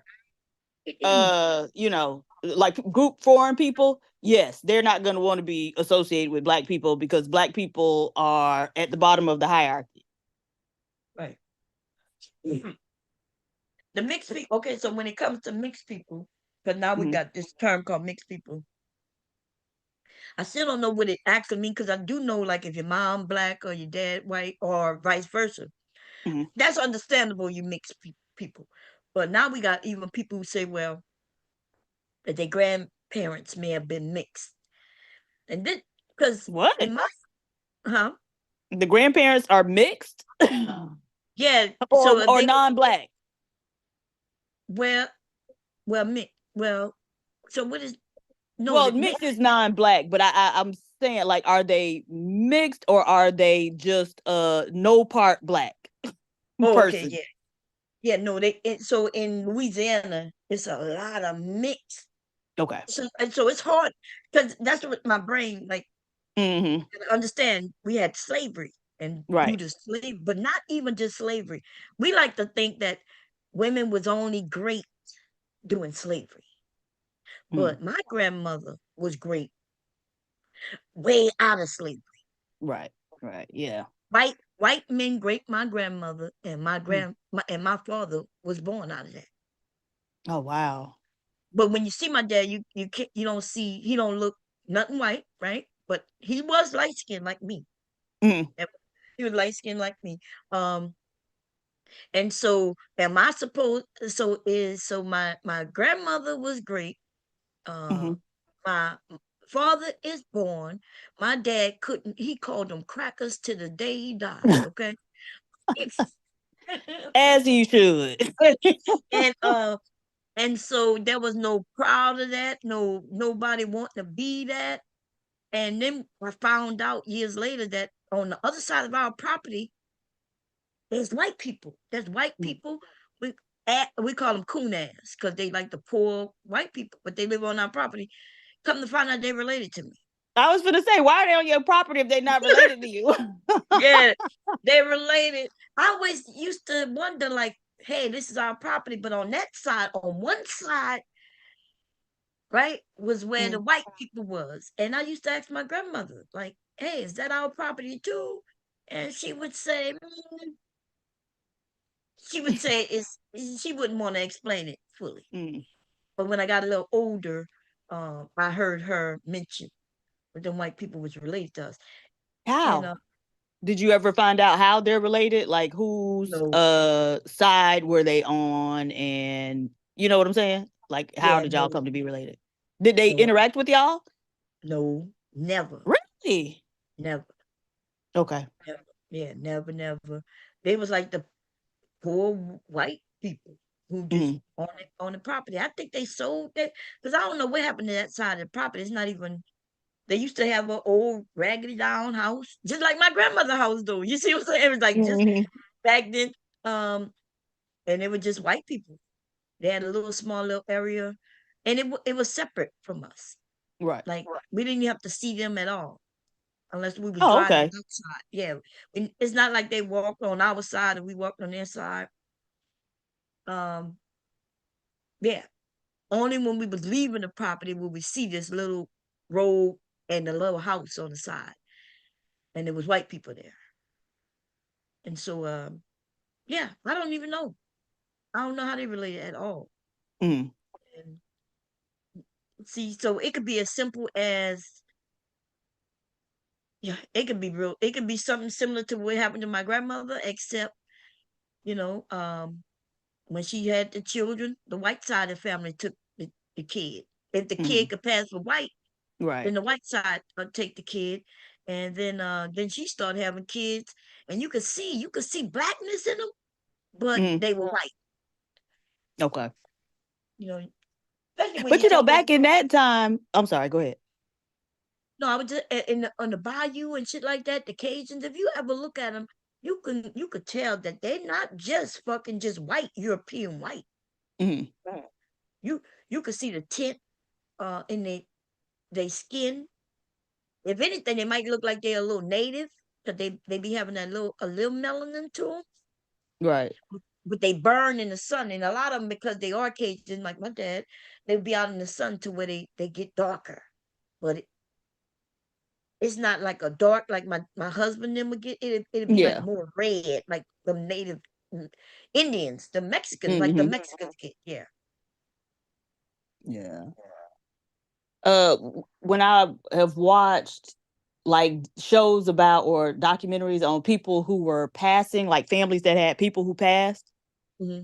um, a lot of times you like looking at those pictures, you'd be like, what were those people thinking? And so apparently being white back then was a little different than being white now. Yeah. Because some of those people, like I remember I saw like last week, somebody posted a picture of, their grandmother who had been passing, and like everybody in the comments is just like they thought she was white, Right. big nose, a little bit of melanin to it. Just today, well, black people, I'm pretty sure black people knew back then too. We can look at her and readily identify her, but Just fine. apparently, unless you look like a monoracial black person, you was able to pass. Yeah, that's what I'm noticing too.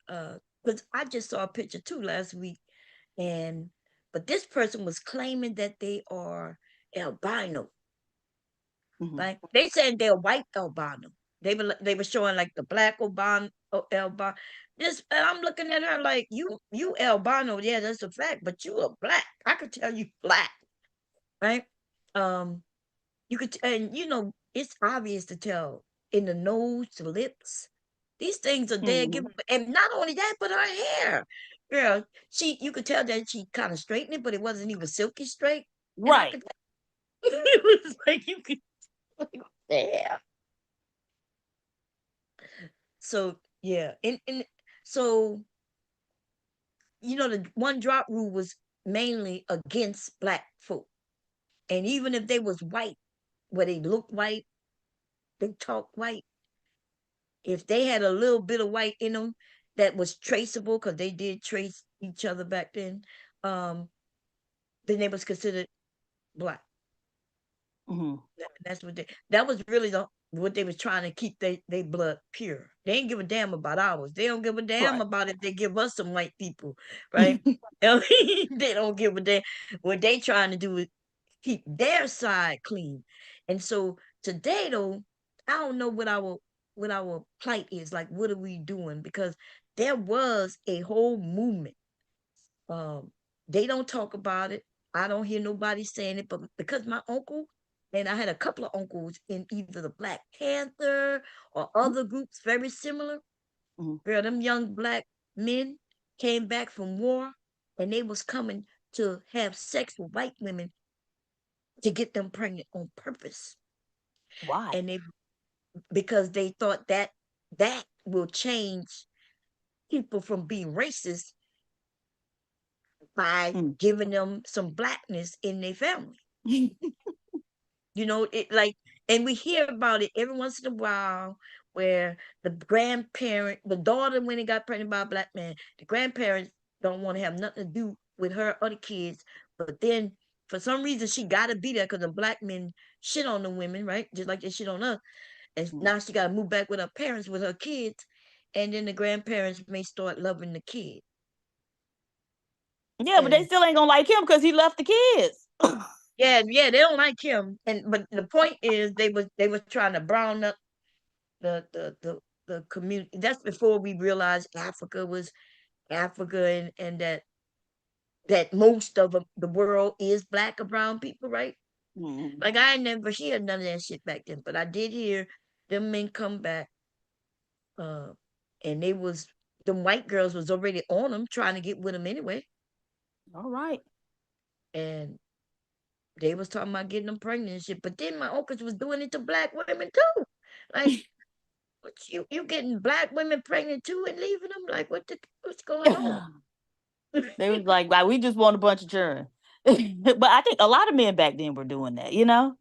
Yeah. My uncle, Jesus, how many freaking kids does he have? From like, okay, hold on. Okay, Keisha, okay, then he had a bunch of them with Deborah. And then he had two of them with the Spanish lady. Oh, and then he had the girl that he didn't want to claim, but we all knew because the mama was ugly. But we all knew you laid down with that ugly woman and made a baby. The baby was cute though. Right. But he got by 10 to 12 children for real and ain't take care of none of them. Mm-hmm. And then maybe year before last, many of them, mainly the girls, it was like maybe one or two boys there, gonna get together to celebrate his damn birthday. I said, what the fuck? Right. I was like, look, Yeah. that's my uncle, but he ain't shit. And I had to tell one of his kids that because he was trying to, do that thing where they blame the mama. And Yeah. we were friends on Facebook. And I remember he probably didn't even remember me. He remembered I was his cousin, but he was young the last time I saw him. But I had to tell him, baby, I don't know what your mama told you, but that's my uncle. And whatever your mama told you is the truth. She ain't lying on that nigga. He got so mad at me and tried to go there with me. And baby, when I tell you I told that nigga a new asshole, oh, you don't know who your big cousin is, nigga. Let me reintroduce my fucking self. Yeah, he ended up blocking me Blocking you. and but I'm But telling the truth. that's what I like about you, right? Let me tell you what I like about you. I like that you gonna keep it real, right? You gonna keep it real, and sometimes it's shocking to me. Like, sometimes you say certain things, and my heart go bloop, like, ooh, I catch a breath, right? And I realize that that's society, right? Because it tells us that we need to either baby these men or lie, or even if we're gonna tell the truth, just say it a little nicer. You know what I mean? Say it a Yeah. little. palatable, so so they can swallow it. But even though they're not gonna swallow it, even if I say it nicely, they still. So why not just give it straight up? No shoot, no chaser, right? Right. My goal is to beat them over the head with it, to beat them up with it, and so maybe they'll do something They'll about it do because the something nice different, approach ain't working. right? And that's what, and I don't think they understand that about you because I've heard you say that a few times, right? I've heard you say, no, you like black men, right? I've heard you say, I've never heard you mention the white man and trying to be with him. But it don't matter to the black man because all he hear you say is whatever you say, even if it's true, right? Even it be true actually, but they just don't like the way you say it. But even if you say it nice, like I said, then they don't like me either, right?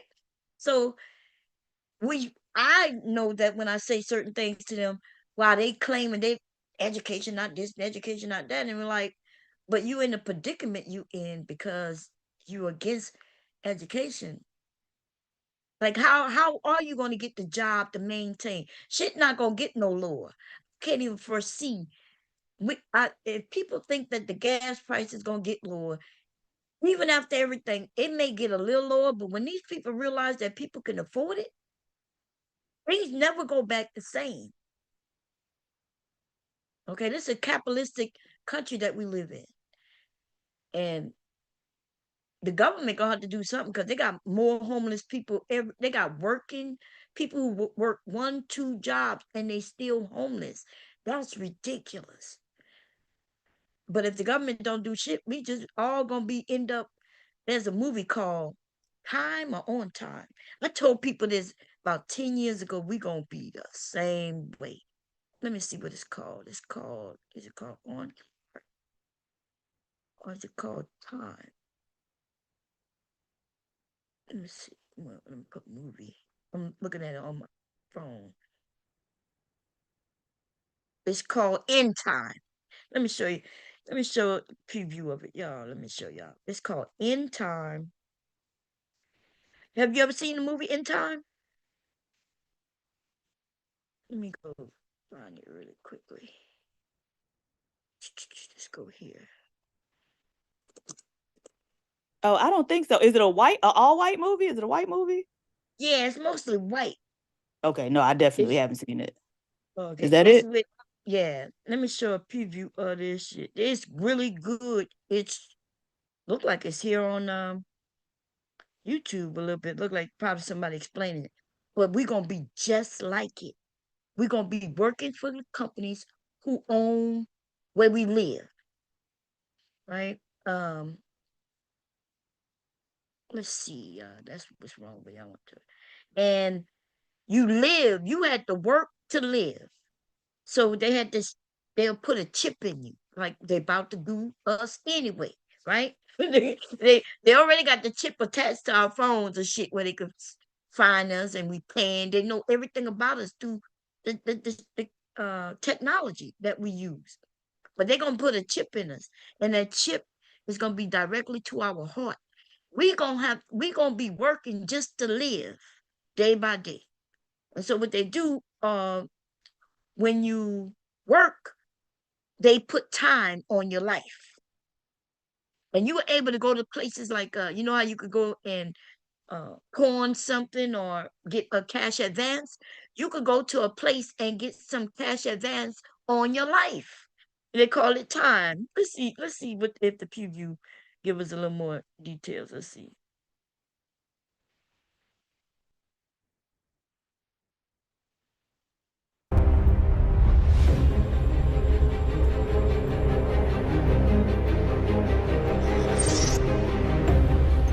Allow me to introduce my mother-in-law, Clara, my wife, Michelle, and my daughter, Sylvia.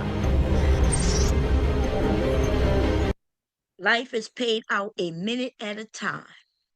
So you notice how all his wife, his daughter, and his mother-in-law, everybody was young. So they figured out a way to keep people young. You could be young forever, but you got to have the time to stay young forever, right? So Whoa, where's the rest? Never met the quota. My units are up from last week. So is the quota. That looked like jail, but that was his workplace. That's how they pay him. Instead of giving them money, they put time on their life. So it was on his Dang. own. Yeah. So when he got paid, it gives time on their life. And everything they buy it with time on their life. So if you need to eat today, let's say you only got an hour of time on your life, but you need to eat. And let's say eating costs like 3 minutes of your life. So you pay with that hour time that you have. And Wait, do they give so change? Do I get my 57 minutes back? What's going on? you see how they taking away change now. Let's see what you asked a valid question. Something we would all ask, but if they're taking away pennies and shit, then how does that work? Oh, Lord. Remember the penny become obsolete. They taking it out. They taking it out of Mhm. commission. Yeah, they did like the last one a couple weeks ago. Yeah. Isn't that crazy? Mhm. The poor die young because we're poor. We don't have the time. So we don't get to live forever. We don't even get to live in our 50s. We're like, we barely, you know what I mean? We die early because we don't have the time. Just once, I'd like to wake up with more time. Look, he zeroed out. He zeroed out. Some people can have all the way to the millions and trillions of time. So when you get to here, what happens? Can he re-up or No, is it he's just dead. over? Oh, Yeah, he dead. Okay. Yeah, as soon as that 0 at the end hit 0, your heart stop. Like his Damn. mom gonna do that. Oh, dude, mom's gonna do that. He gonna be running because he was able to get some time because he got paid. And they set it up where she would meet him at home after her work so he could give her some time. But what happened? She missed the bus. And then her time was running. So he realized she's not at the bus to give at the bus stop where he would meet her to give her some time so she could continue to live. When he realized she's not there, he realized something must be going on, but he know she gotta be there or she gonna die. So he started running towards her workplace. She started running from her workplace towards the home in order for him to hurry up and give her some time. And then hours in the day. How old are you? 28. I'm 105. But the day comes when you... He's 28 and he's 105. Let me see if you saw it. 5. But the day comes... So he's 28 and he's 105. He been living 105 years and look how young he look.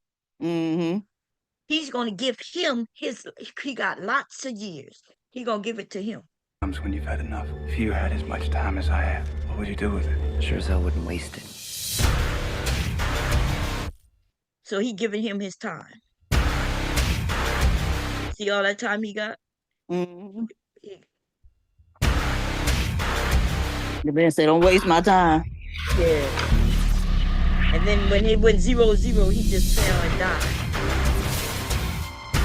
The last time anyone saw him alive, there was over a century on that clock. Well, follow the... They said he had over a century on his clock.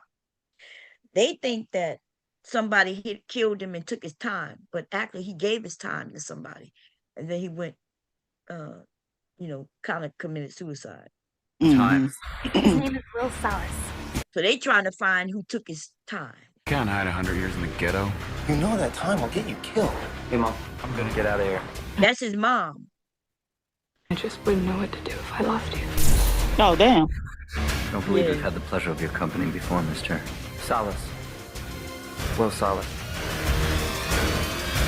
I'm sorry to have to break up the party, Mr. West. I just need to work with your friend.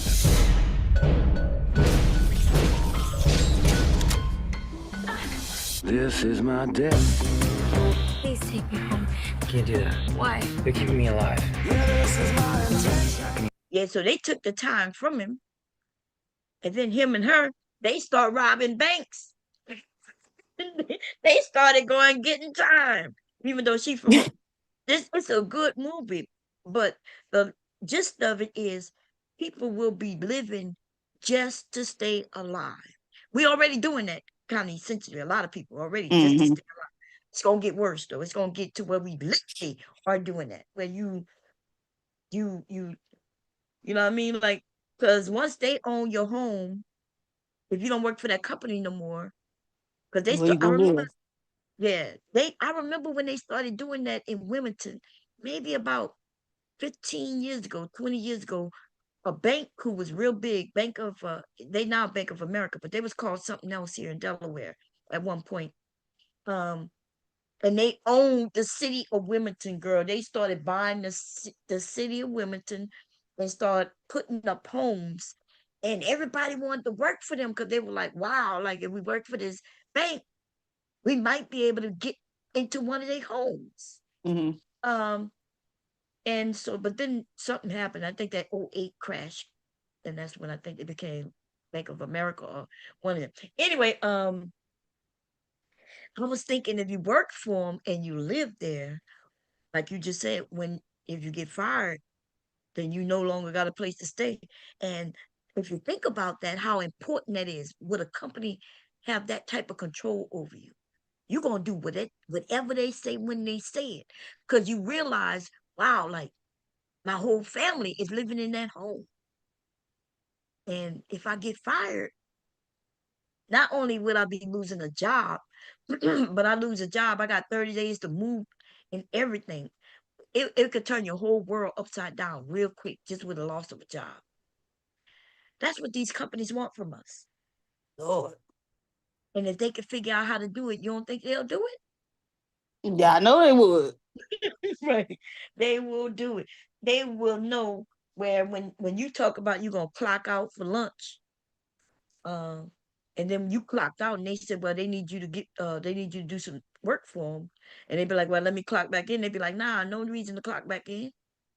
They want you to work for free. Uh, and a lot of like my husband, he he he's one of them people where I find out that after work he had to drive something to another location, and I'm like, was you on the clock? Oh no, they just asked me. Like what? Right. No. Like he like it's no big deal. I just drove. I'm like, yeah, it's a big deal because even if it took you a half hour to get there and then get home, that's like an hour, right? Right. It took I'm like, so if you get paid $30 an hour, then you just gave them 30 Hmm. Plus gas. plus the gas. That's right. So I started getting on him, and I know he didn't like it because he could tell he didn't like it, but I wasn't telling no lies. So Right. I'm like, I asked him what would he do if I started working for people for free when we got, you know what I'm saying? He wouldn't like that shit at all. I know he wouldn't. I wouldn't either. But anyway, so that's how we live in people.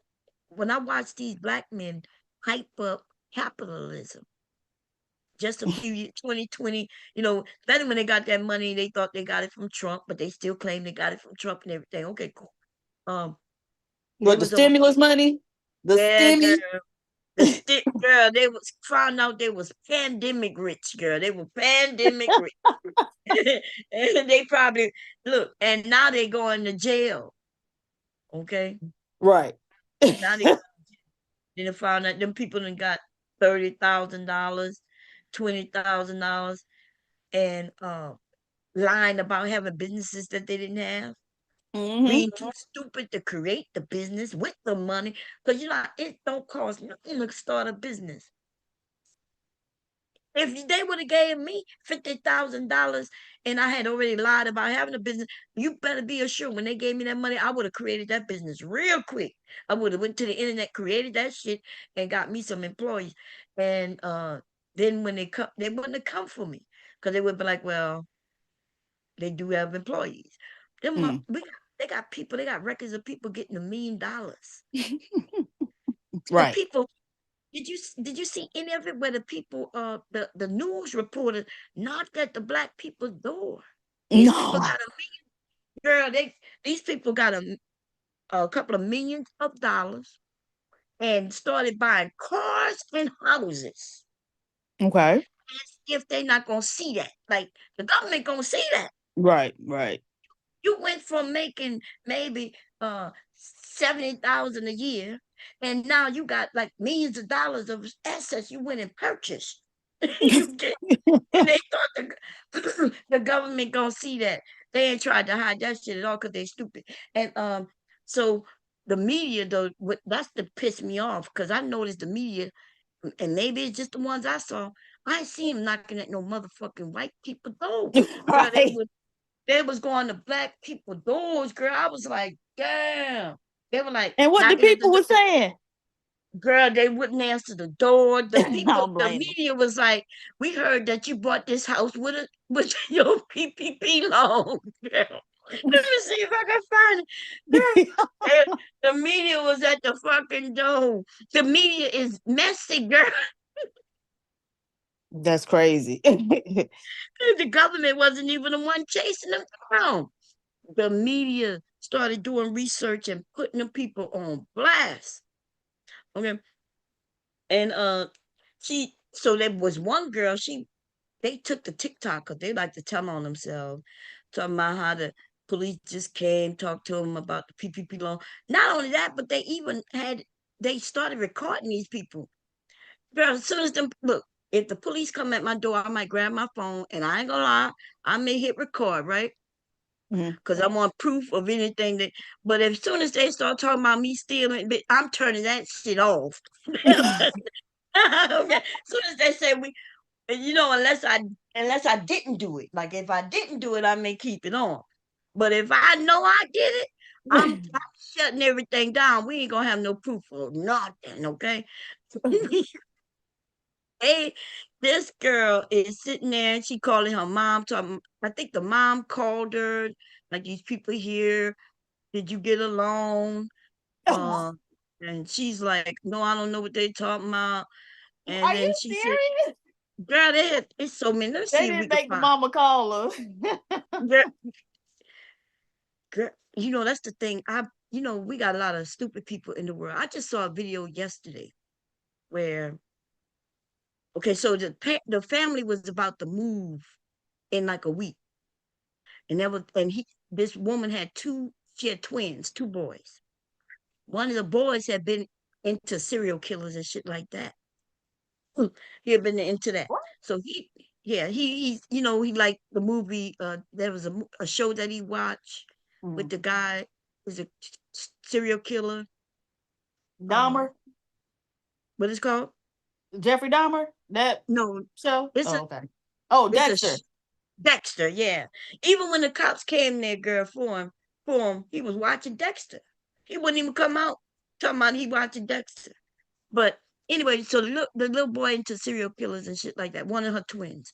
And so he planned the perfect murder. He was only 13, by the way. So he decided we moving in a week. I gotta take my chance. He went to the neighbor's house and strangled that woman, Oh my gosh. the older lady. And now she's fighting for her life. It wasn't as simple as he thought it was gonna be. Girl, he kept notes on it and everything. He said she was a fighter. He wrote all this shit down. And then they found her dead and everything. Her brother found her dead. And so they started canvassing the neighborhood. At first they thought the brother did it. Like it would have been a perfect murder the little boy did, but he's just stupid. His watch fell off and was under her body. Not for real. It was anyway. This is the weird thing though with the mother. So they canvass in the neighborhood. They knock at the door. The mother's she says, "No, we didn't see anything. By the way, that's the same day that I took my son to the hospital because it ended up scratching him all up and hurting him." And it was like, really? It was like, yeah. She said, I don't know what got into that cat. We had that cat for years, and the cat just happened to scratch up my son that night. And the cops was like, because they knew that the lady had scratched somebody. So they said, well, can we see him? Just like a sure. And she let both her twins come out. Girl, that shit was great. And that's the thing about parents. If them motherfuckers come to my door asking me anything about anything, I don't know shit. Bye, please. Right. Okay, I don't know. I don't know nothing. You can. I'm not telling you nothing. I'm not. In fact, his brother, when the brother, when the cops started talking to both of them, the brother was like, "Yeah, I don't know what's going on, with my brother. He even got scratches on his. What the scratch him? Like they were just girl, and it's all live. You know, because the police have cameras on. Body cam. Uh-huh. Yeah, body cam. So all this shit, it wasn't like they were just telling the story. You could hear this little boy, you could hear her brother, you could hear the mother, and at the end, the mother is shocked Oh that the wow. brother went over there to murder that woman. They and they just crying. Um, they never got no lawyer, even though when she started realizing that they separated them all and they wasn't questioning her, she said, "Well, what did y'all find?" Because she had them do DNA tests. The little boy said, "Do I have to take it?" And they said, "You don't have to." Mhm. And the mother said, "Yeah, we don't have no problem. We're gonna go take the DNA test." Damn. So she served them up on a platter. Hell yeah, girl. She served it. I know she gotta be disgusted with herself. It's already, your son is a murderer. And he was only 13, so he gets out in 2033. Because he can't go no past what they said, is it 20 or 18? 21? Probably I think 21, I think. yeah, Yeah. 21, yeah. Let me find this That's PPP. crazy. Wait a minute. So he was 13 and killed the woman. You know what? I think that's been coming up on my feed and I just haven't taken the time to watch it yet. Oh, okay, yeah. He's I'm gonna have to 13. watch it. And already crazy. And already crazy. Yep. Then killed A the little woman. sicko. Now, if he would have been black, they would have tried him as an adult, Mm-hmm. and he wouldn't Absolutely. have yeah. But because he white, they tried his ass like a kid, and his ass gonna be out to murder some other people because we already know he crazy. Let me see. Fraud. Let's see. Investigation. Let's see what comes up. When the motherfucking media knock at that woman door. Uh, and yeah, people. Let's see. Look, all these people. These people was that warrant. They had a whole list. I went to go see him. My son was on the girl. Look, I had to make sure. Not for real. You know they Now, ain't getting no PPP loan.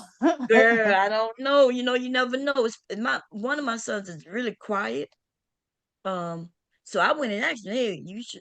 When I found out that there was a lot of fraud and they were chasing these people, I said, "Hey, you ain't getting no PP loan, right?" Because he do have a son, so he was getting money. Remember, they was giving people money. Mhm. Me and hubby ain't getting shit. Girl, we ain't getting nothing. But they was giving people money. Hubby always had a job. He in the medical field, so he was working the whole time. Oh, Um, okay. yeah, so my son, he had a son, and my other son, he everybody in his house, they worked the whole entire time. Because of the jobs that they had. Like, Mm, the Amazon kept them working. okay. They drove the truck, so they kept doing that. And my husband was a medical field, so Yeah, um he had to be there. yeah, They was forcing them to be there. They wasn't letting them people go home. yeah, they wasn't letting them at all. I remember some shit was going on even with Amazon. They was Amazon is full of shit, man. Yeah. You saw how his witch com blew up, huh? What? uh with that thing, he want to compete against Star SpaceX, so he was putting some things out in outer space, a rocket ship, Mm. uh and they was testing it, and that shit blew up. That shit blew up the whole rocket and everything. Dang. Yeah, that shit. Lucky them people was on it. They was testing it because it was supposed to go out this week, I think. Oh So they wow. tested it last week. They tested a week before it goes up, and they tested it last week. As soon as they put the thing on to fire it up, Mm. that shit blew up. Boom, boom, boom, boom. Everything, the pad and Dang. everything blew up. I'm like, that's Back to the something. drawing board. Yeah, girl. Let me see. There's this one. They got a lot of them, but they just chased down this black man because the neighbors was like, because the media went there and they was like, what do you think about this man living here with all these Lamborghinis and things? And it's like, oh, we didn't think nothing of it. We just thought, he liked expensive cars. Mhm. And they went and told the media was like, yeah, he got them PPP loans. The media grabbed him. Not putting them. Somebody was hating. Was not putting the man out there with the neighbors. They was out there asking the name, and they were like, we didn't think anything of it. He living in neighborhood. It was an apartment building, but it was a nice, it was a decent apartment building. And they went and ratted the whole goddamn man out to his neighbors and shit. What do you think about him using the taxpayers' money to get these cars? Wow. Let's It's like when they gonna go and grab the let me see, investigation team, what we gonna call it, reporter. Investigate. So we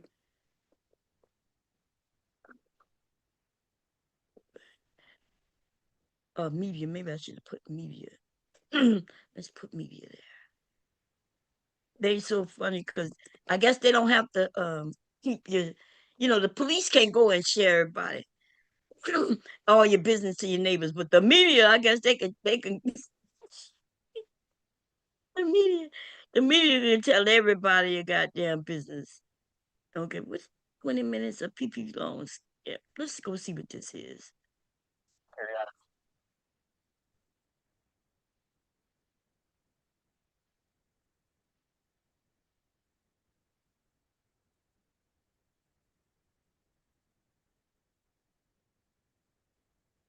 Yes, they said a lot of people was in jail getting loans.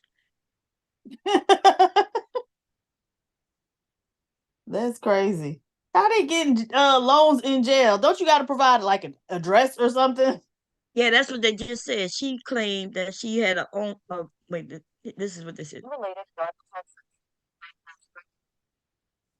Oh, it sound muffled. Oh, it's muffled. Mm-hmm. Oh, okay. Let me see. It Yeah, says we she can't really ran. hear it. Okay, let me do it again. Oh, I may not be sharing. Hold up. I may not be sharing it. Oh, I'm not sharing it. Oh, god damn. Okay, hold up. Hold up. Here we go. Boop, boop. Doot, doot. Okay. Can you hear this? In Rockdale. Adrian? You can hear that? Wait, let me Yes. stop it. Okay, you was able to hear it clear? Yes. Okay, so let's see. So you can see what they look like. Look like a residence. For example, Maria Beach and Adrian Clark, locked up during the pandemic for unrelated gun offenses. From their cell, they applied for and received PPP loans. Maria claimed to run a barber shop from this home in Rockdale. Adrian claimed to run a barber shop from an apartment in this Joliet house. Maria received nearly $21,000 in federal loans. Adrian, who has a history with Joliet police, got 2 PPP loans for the same barbershop location, totaling $42,000. Both are now part of the 15 locked up again. Joliet police had help from U.S. Marshals, the Will County State's Attorney's Office, Department of Labor, and Homeland Security. That some of whom were investigated did have legitimate businesses. At the very least, the 17 now facing federal charges allegedly did not. If you're going to be participating in criminal activities, we don't want. That man became famous. Isn't he in Florida? Mm-hmm. He in Broward. Oh, okay. Yeah, so they, I guess, being why didn't they just start a barbershop? But I guess the 2 who was in jail, that's why they couldn't do it. It's kind of hard to do. But you know what? He should have been like, I cut people hair in jail. Yeah. I had employees I had to pay. Yep. Hey, but they not one of the, let me see, the one with the house. It was a big house. These are the people who was crying. Here at Renewal by Andersen, right now, get a guaranteed interest rate of 0%. wants to know, what did I spend my PPP money on that's worth me going to jail for 20 years? None of it's worth me going to jail for 20 years. Let's just get that out there. At least he's being honest. But I did get this $10,000 limited edition Michelet watch that I really, really wanted. I got this $1,600 Gucci bracelet that I absolutely love. They have a real page with my name on it for $37,000. I just so happen to be an attorney. And the best advice that I can give you is shut the up. Right. They online telling people before they got, because they put out that list. It was a list of hundreds of thousands of names. That's why I said I went to look for my children. I went to go look, see if they was on that, baby. Shit. So we can try to see what we need to do if we need to do anything. But they started going to TikTok and telling, look at this dude put up his watch and shit. The crazy thing, he's like, oh, I got this Michelet watch. Michelet watches aren't expensive. Like you could have got that without committing fraud, sir. Right. What did he say? It was $10,000? Is that what he said? Well, that's actually a very expensive watch for that brand. But in terms of watches, it's still not that expensive of a watch. Yeah. 20 years. How much money did he say? He didn't say how much money he got. No, but we know he got a lot because he paid $10,000 for a watch. Yeah. Let's see. Do you guys recall what the PPP loans were? The Paycheck Protection Program, or PPP, was created. No more. Y'all probably trying to scream for me. She just flat out said, don't ask me why I'm going to jail. Fraud. That's why. At least she knows it. So she's just smirking at the camera, and it says, my last 20 days free before I go to do my 5-year sentence for PPP loans. She just smirking and making kissy faces at the camera. Okay. You see that shit? That is crazy. So she finna do 5 years in prison. Yes, in prison, not even jail. Prison. Right. Damn. And I guess I see why she being cute. She trying to be cute so she can get, remember, wasn't you here when we was going through them criminals, them who looking for dates? Would you hear that day? Oh, yes. Right. She might be on that profile up. Right.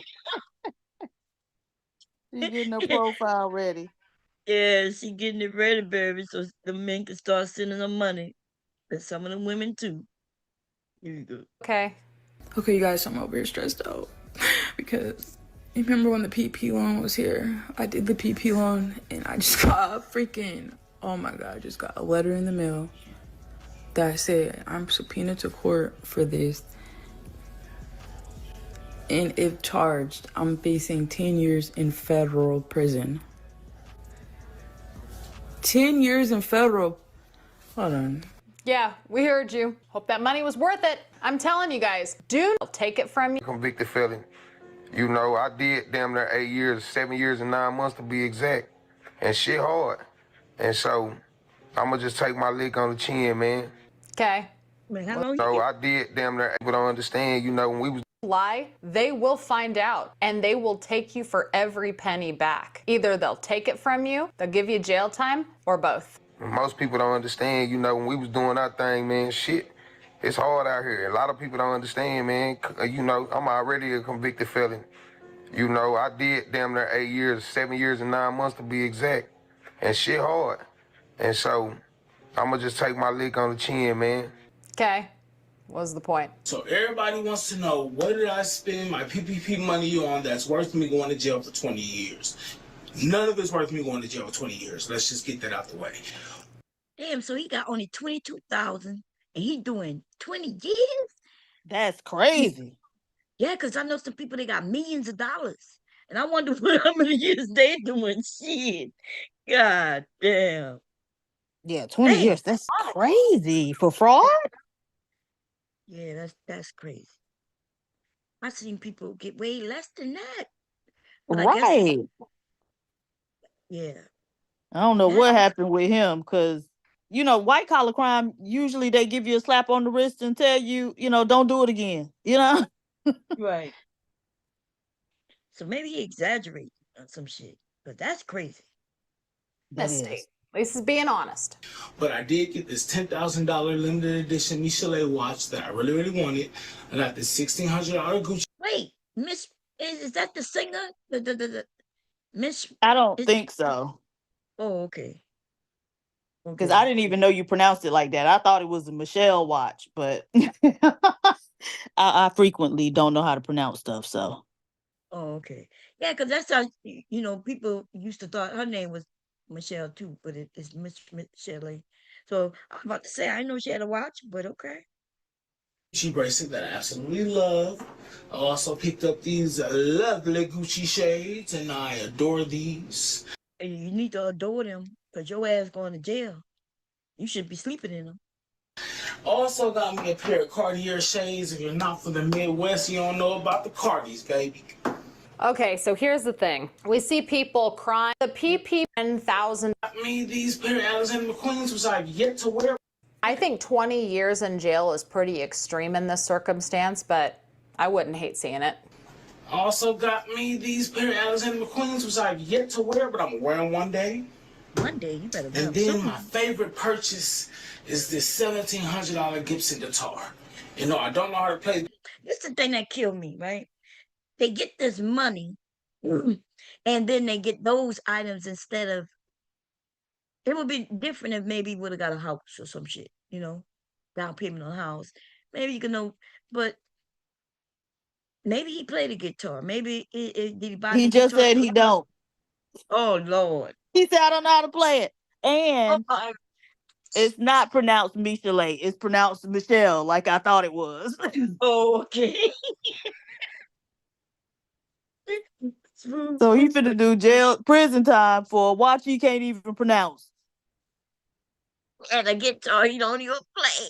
Right. Ain't that crazy? Yeah, and some shoes he haven't even worn yet. This is crazy. That is. It's so crazy. It's almost like, I don't even know. Like, that's why soon as I find out we getting reparations, I'm starting businesses. I'm gonna have like 18. I'm gonna sell some rims in one business. I'm gonna be giving some haircuts in another. I'm gonna sell some weave in another, so I can start getting the money from the women. Sell some.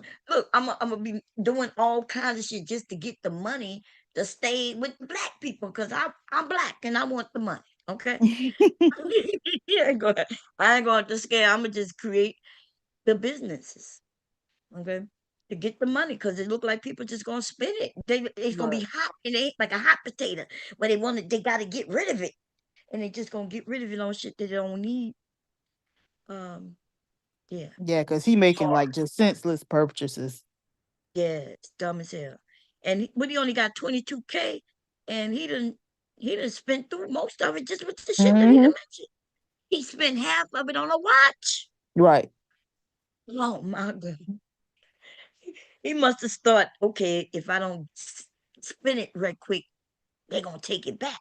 Maybe, because this is ridiculous. But I was going to put LED lights behind it and put it on my wall in my room and have it look all pretty and all that stuff. I never got around to doing it. And then besides that, I just got like little niggas. Sell that shit and get them money. Make a deal giving them people back that money. Right. That's what I would be doing. I'll be like, look, I got some of this stuff. Let me see if I can get rid of it, auction it off or something, and lessen my. This the one I'm doing in 20 years. Yes. I want to know what he did to get 20 years, because 22,000 ain't that much to get 20 years. Yeah. Let's see if he said I'm facing over 20 years in jail for the PP loan. This is what I bought with the 22K that he got. Yeah. Let's see what he said. Knickknacks, this shirt, an iPad. I might even feel bad for the people that took out the loan because they felt like they had no choice, because they had to keep a roof over their head. They had to pay rent. They were about to get evicted because of the pandemic. That I can understand. Yeah, the consequences of your actions sucks when it involves jail time whenever you thought extra. Looking heavily filtered with a caption that says, POV trying to enjoy my last 30 days free before getting federally sentenced for up to 78 months. Hope the money was worth it. what that is? 78 months. That's 6 years. 7. 7 years. Wait, Okay. no, it's 7.5, ain't it? Yeah. Wait, is it 6.5? Wait, it's 6.5. What's Yeah. 12 times 5 is 60. Okay, times 6 is 72. Yes. Okay, so 6.5 years.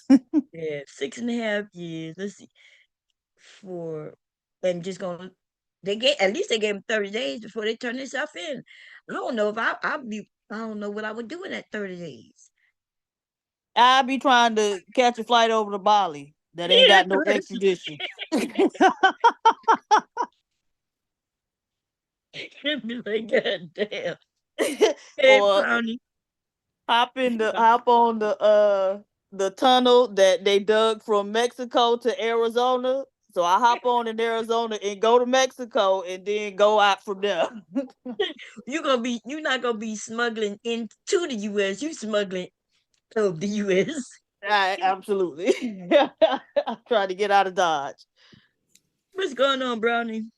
Hey, Brownie. Nothing. I just came up here. I saw you talking about the people, these PPP loan scammers that's getting caught up.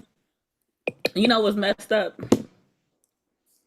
So a lot of the real scammers were signing up people for the PPPs in their name and then split the money with them. Right. And they ain't gonna get caught. It's only gonna be the people that put it in their name. Well, the so guy... like, hey, now what the lick was, it's like I'll call you up and I'm like, hey, Bomb, I could get you that PPP. I can get you approved. If you get it approved for 20K, you gotta give me 12 and I'll give you 8. Yeah, no, that some people hit me up that way. They were like, I can show you. I was like, nah. I said, I have a business. I qualify myself. So I filled out the paper, but they kept asking me for something. And look, if it wasn't gonna be legit, then I wasn't gonna do it because I'm scared of jail. Okay. I got some things I'm scared of. I'm scared of jail. I'm scared of jail. But the guy who I mentioned to PhD, where they knocked at his door and the media knocked at his door and told all his neighbors, he was the guy who was getting people the loans. So people ratted him out. Yeah, so he was getting his money. He was helping other people get the loans, and then they was giving him a percentage of the loan. So he got caught too. Yeah, he got caught. That's how he ended up with millions of dollars. He ended up with millions of dollars because he had so many people he was helping to get money, and they was giving him a percentage of their money to where his amount was in the millions. Yeah. He didn't get no 20. So if he gave, like you said, if he got 20,000, if he got somebody 20,000, they may have had to give him 8,000. So if he had like 100 people giving him $8,000, 200 people, and he was making all the money. He was making the most money.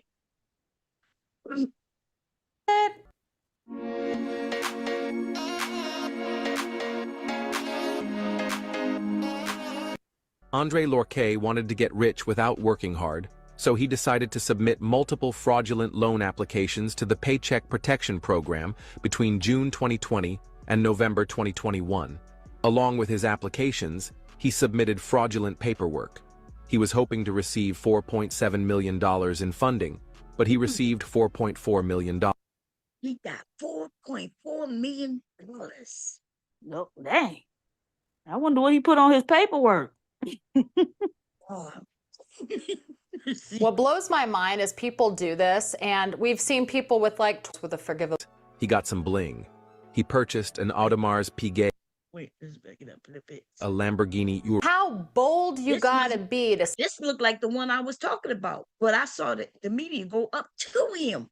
This looked like the dude. Oh no. Scam the government out of $4 million worth of forgivable loans. The audacity of people. Lorquet bought a Lamborghini Urus, a Porsche Panamera GTS, and 2 Teslas. Along with his rides, he got some bling. He purchased an Audemars Piguet watch, a custom pendant, and a chain with 70 carats of diamonds. He flaunted his purchase on Instagram, and in August 2023, the feds came knocking with an arrest warrant.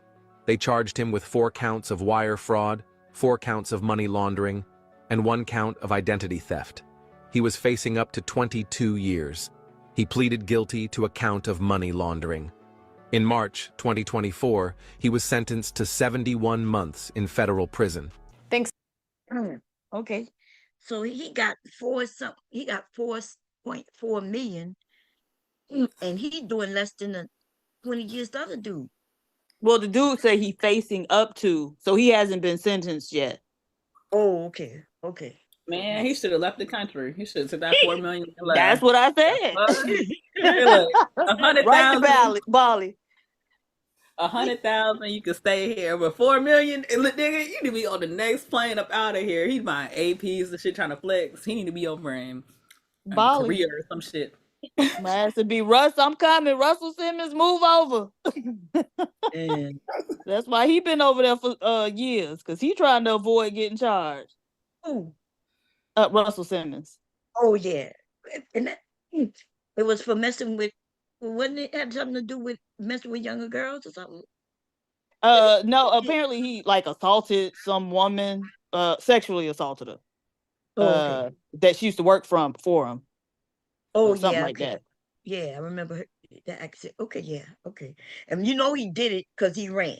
Okay, Right. Listen, these men talking about you don't know if he did it. I'm like, well, why did he run?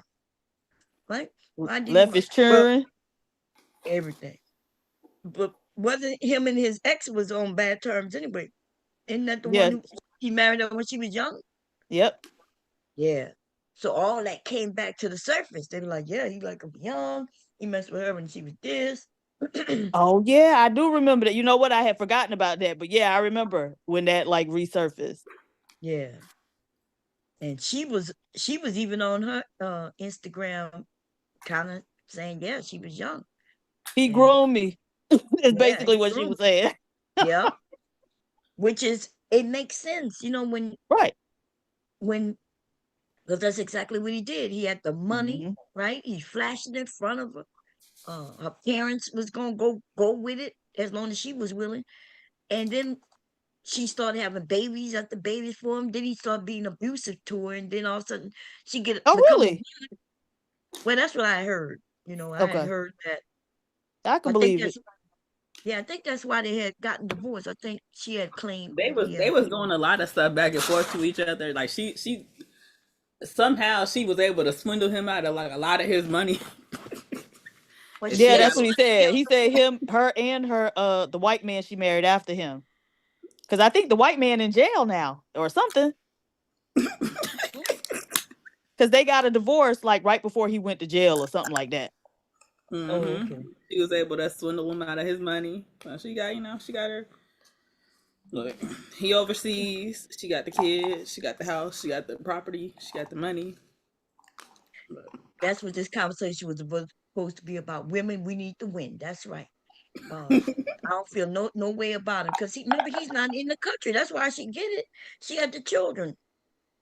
But and I know we use the word swindle, but could it be that she just said, "Hey, I won't go to the media about what you've done to me"? Oh no, he mad. It was like she took like some stocks. I think it was like some paperwork thing where she she finessed about some stocks and stuff like that. I don't even think he was trying to pay her. No, but if they married, she had assets, so that wouldn't be her swindling. I think it was after they had gotten divorced. That's how her white husband got in on it. Oh, so after the fact, she went and grabbed it. That's why I was saying maybe did she threaten him with it and get it from him, or she has some signatures on some shit and got it. I think he was trying to. I'm trying to remember, but it was something where he like gave it to them, but just until he got through something, and when it was time for them to give it back, they wouldn't give it back.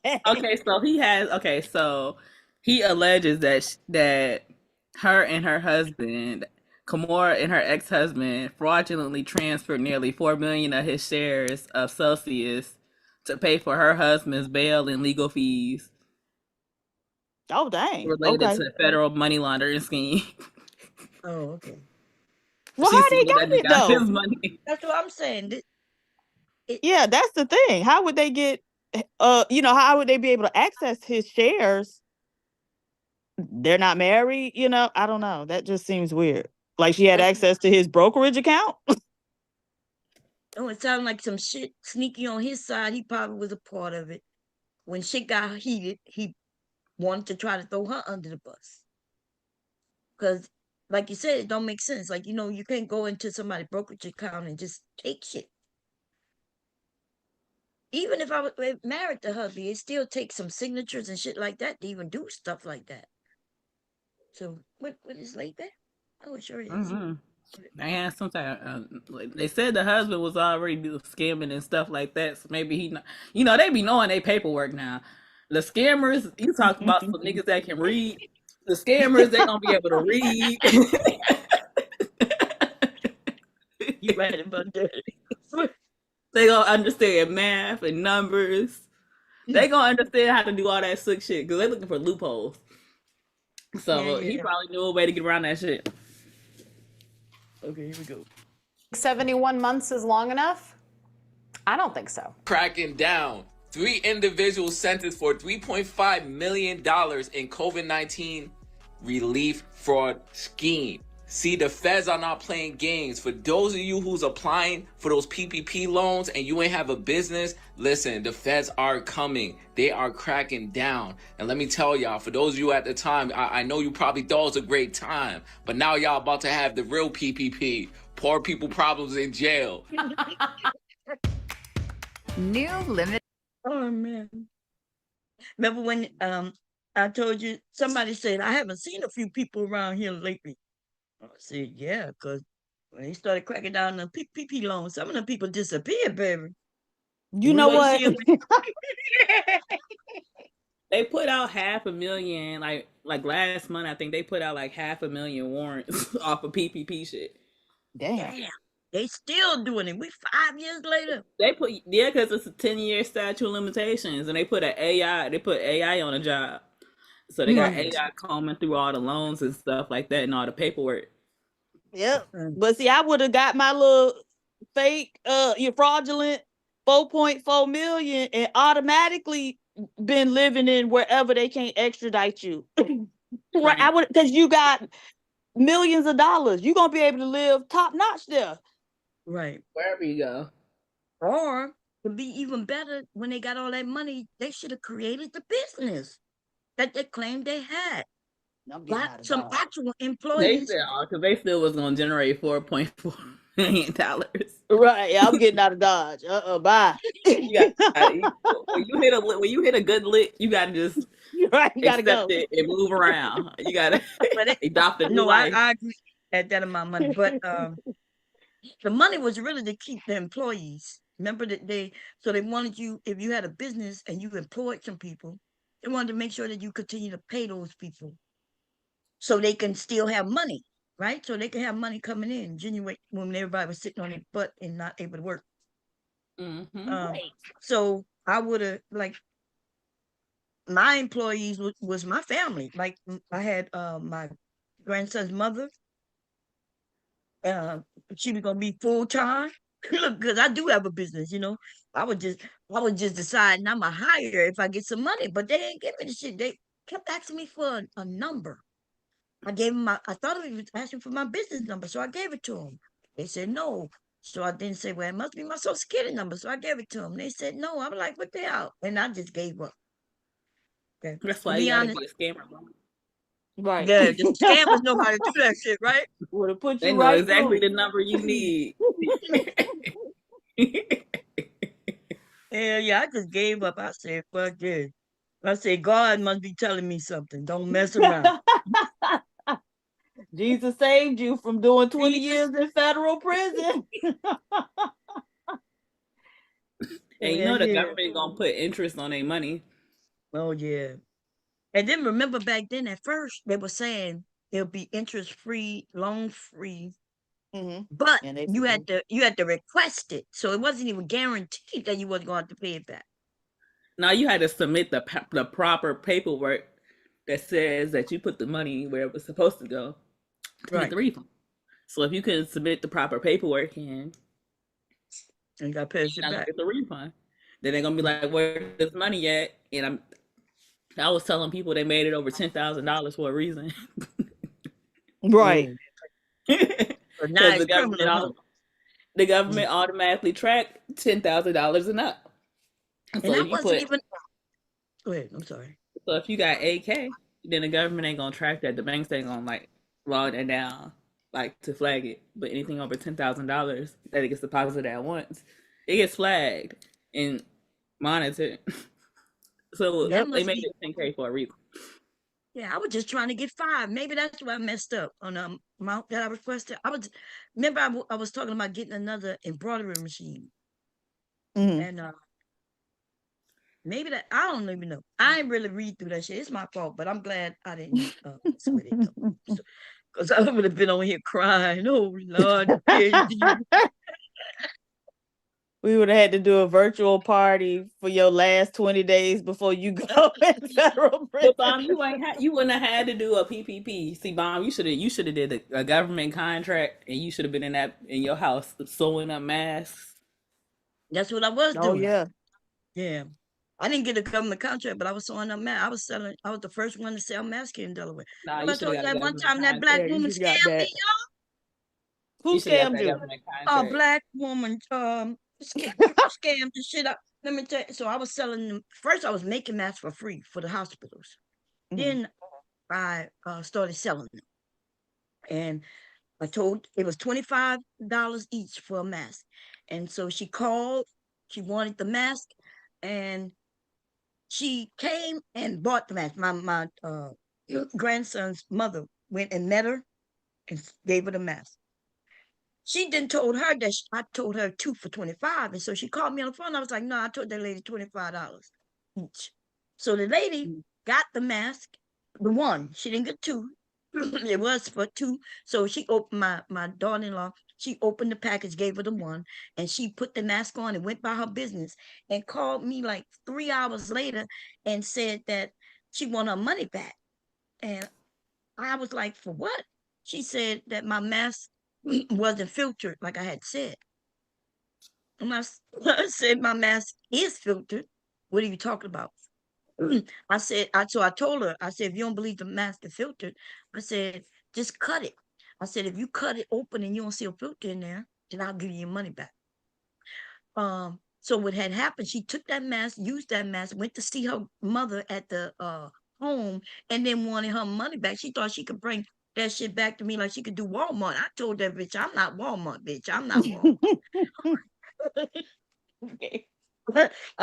No, I said, you won't get no refunds or none of that over here. Okay. And I told her, I said, well, you can meet me at my house. I even told her where I live.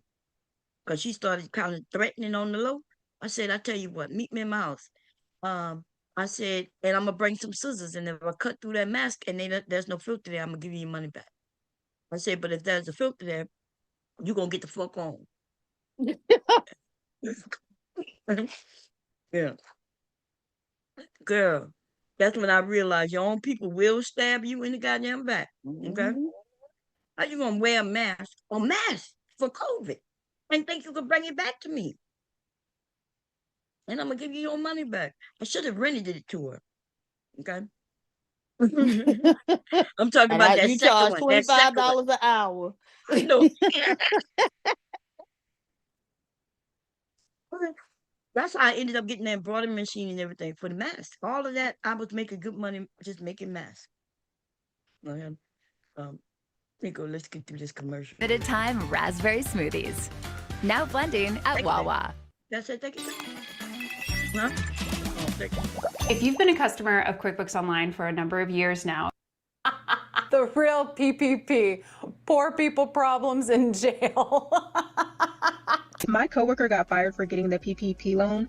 The reason why I'm bringing this up is because I saw a girl's video saying that she just had her case with the feds regarding getting the PPP loan, like lying on the application, and she got sentenced to 9.5 years. 9.5 years. And I saw other people in the comments saying that they're going through their case. I saw somebody else say that they got sentenced for wire fraud. And these people are not playing. They are not playing, and banks are assisting. They are assisting in the process. As somebody who works in banking, who's worked in for multiple different banks, the banks help the IRS. But let me tell y'all what happened with my coworker. So this is my coworker that turned into a friend. So I had already left the company by the time that she got fired. But ultimately what happened was, this was 2022. The list came out of everybody who had got the PPP loan. She obviously was on that list. And she ended up in HR. Clearly the bank was looking at the list. Not my current job, y'all. Again, this is a company that I left. So don't call them people again, please. But so when the list came out, employees started looking to make sure none of their employees is on it. That's crazy. That's crazy. Damn. That is crazy. They said, shit, let me look and see if anybody worked with us is on this list. And they got rid of their ass. Damn. That's messed up. But she ended up in a meeting with HR. They asked her like, oh, you were on this list, you have a business. And basically there was a date that your business had to be established to qualify for the PPP loan. And a lot of people created LLCs after that date. And that's how they know if your application was fraudulent. And so. Oh, they still was catching them. But I look, God damn. Yeah. Gotta leave. Yeah. It makes sense because you put the paperwork, but I would have did a little different. I would be like, oh, I'm apply for this. I got to this date to apply for it. So let me start this business right now. It's really easy to start a business. You go do the paperwork right here online. I started mine on, what's the name of that site? Some site where I paid the money for the business license. And yeah. And you could have a sole proprietor, I think. And then they had the where I wanted LLC cost a little more. And you gotta have a lot more paperwork with an LLC too. You gotta have a board and all that kind of shit. That's why I didn't do that one. Well, like I ain't doing all that bullshit right there. But there's another way to have a business without it being legal that way, and you it's still a business, but you use your social security number. So I would have been I would have had to figure it out. But I ain't mess with the people's money, okay? Fuck that. Government come after you. Yeah. So they told her like, I don't think that you qualify for this PPP loan based on when you establish your business or whatever, but she didn't admit to anything. And her business was selling handmade jewelry, right? So the reason why they were able to fire her is because if you've ever worked for a bank, a financial institution, a brokerage, you have to disclose all outside business activities. It's regulatory. You have to sign off that you will disclose anything, any second job, any second source of income. If you're a part of the board of directors for any type of company, nonprofit, sometimes even volunteer work, you have to disclose it so that the bank can make sure it's not a conflict of interest. So basically they fired her because they said that her not disclosing that she had a business was violating company policy, because she should have told them. And I'm sure y'all are going to say, well, she should have told them that, she stopped the business when she started working. I guess whenever she established it, she had already started working there. So like the days just didn't line up. But yeah, they fired her and said that it was because she didn't disclose that she had a business. But if she had disclosed that she had a business, it wouldn't have been a conflict of interest for her to sell handmade jewelry. They fired her because of that. It doesn't matter. It was a policy. Yeah, that's crazy. They ain't our business, but they say they don't need no criminals. If you a criminal for the government, you might be stealing from us. Right. Yeah. But damn. So there's some jobs where you gotta mention where you work, where you get your extra income from? Mm-hmm. Yeah, that's crazy. Yeah, my ex, he worked for a financial institute. When you apply for them jobs, they do like crazy background checks. And they look up all your tax information. And like your your resume gotta line up with your tax information, and everything gotta line up perfectly. And everything has to be accounted for. You can't have no accounts unless they know that you have that account. You can't trade the same that a regular person. It's a lot of things. It's a lot of regulations that they have when it comes to money. Work that bank side, had to go do none of that shit. Because they may have changed it through the years, because it's higher up than bank. All right, it's when you work like the corporate side of the financial institution. Like, yeah, I worked the corporate side. I'm the one that giving out the loans. I'm the one who upping up your credit card. I'm the one that, so that's what I do. But mind you, this was many years ago. I got into computers after that, but there was, we had to do the security clearance and all that, make sure, but they never care about, me having other businesses and things like that. But yeah, I work corporate. Okay. And Yeah, here we go.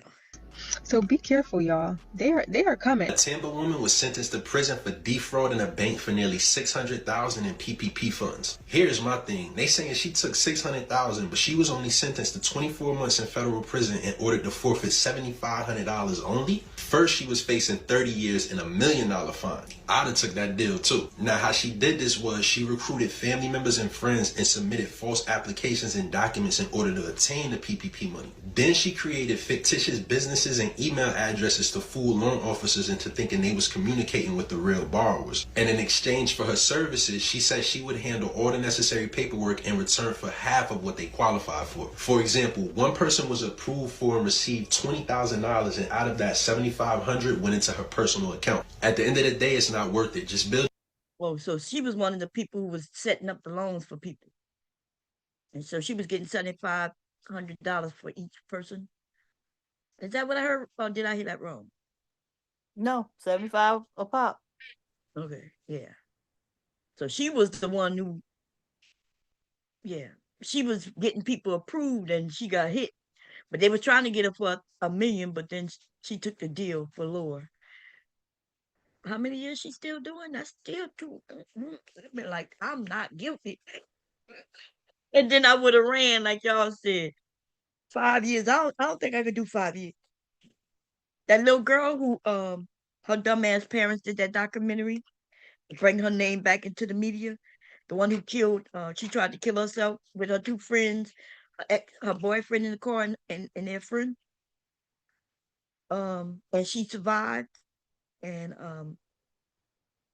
she The it's white crazy. girl? Yeah, that white girl, that young white Okay, girl. I know you're talking about. Mm-hmm. Yeah, her ass in jail wilding out, girl. She doing the most.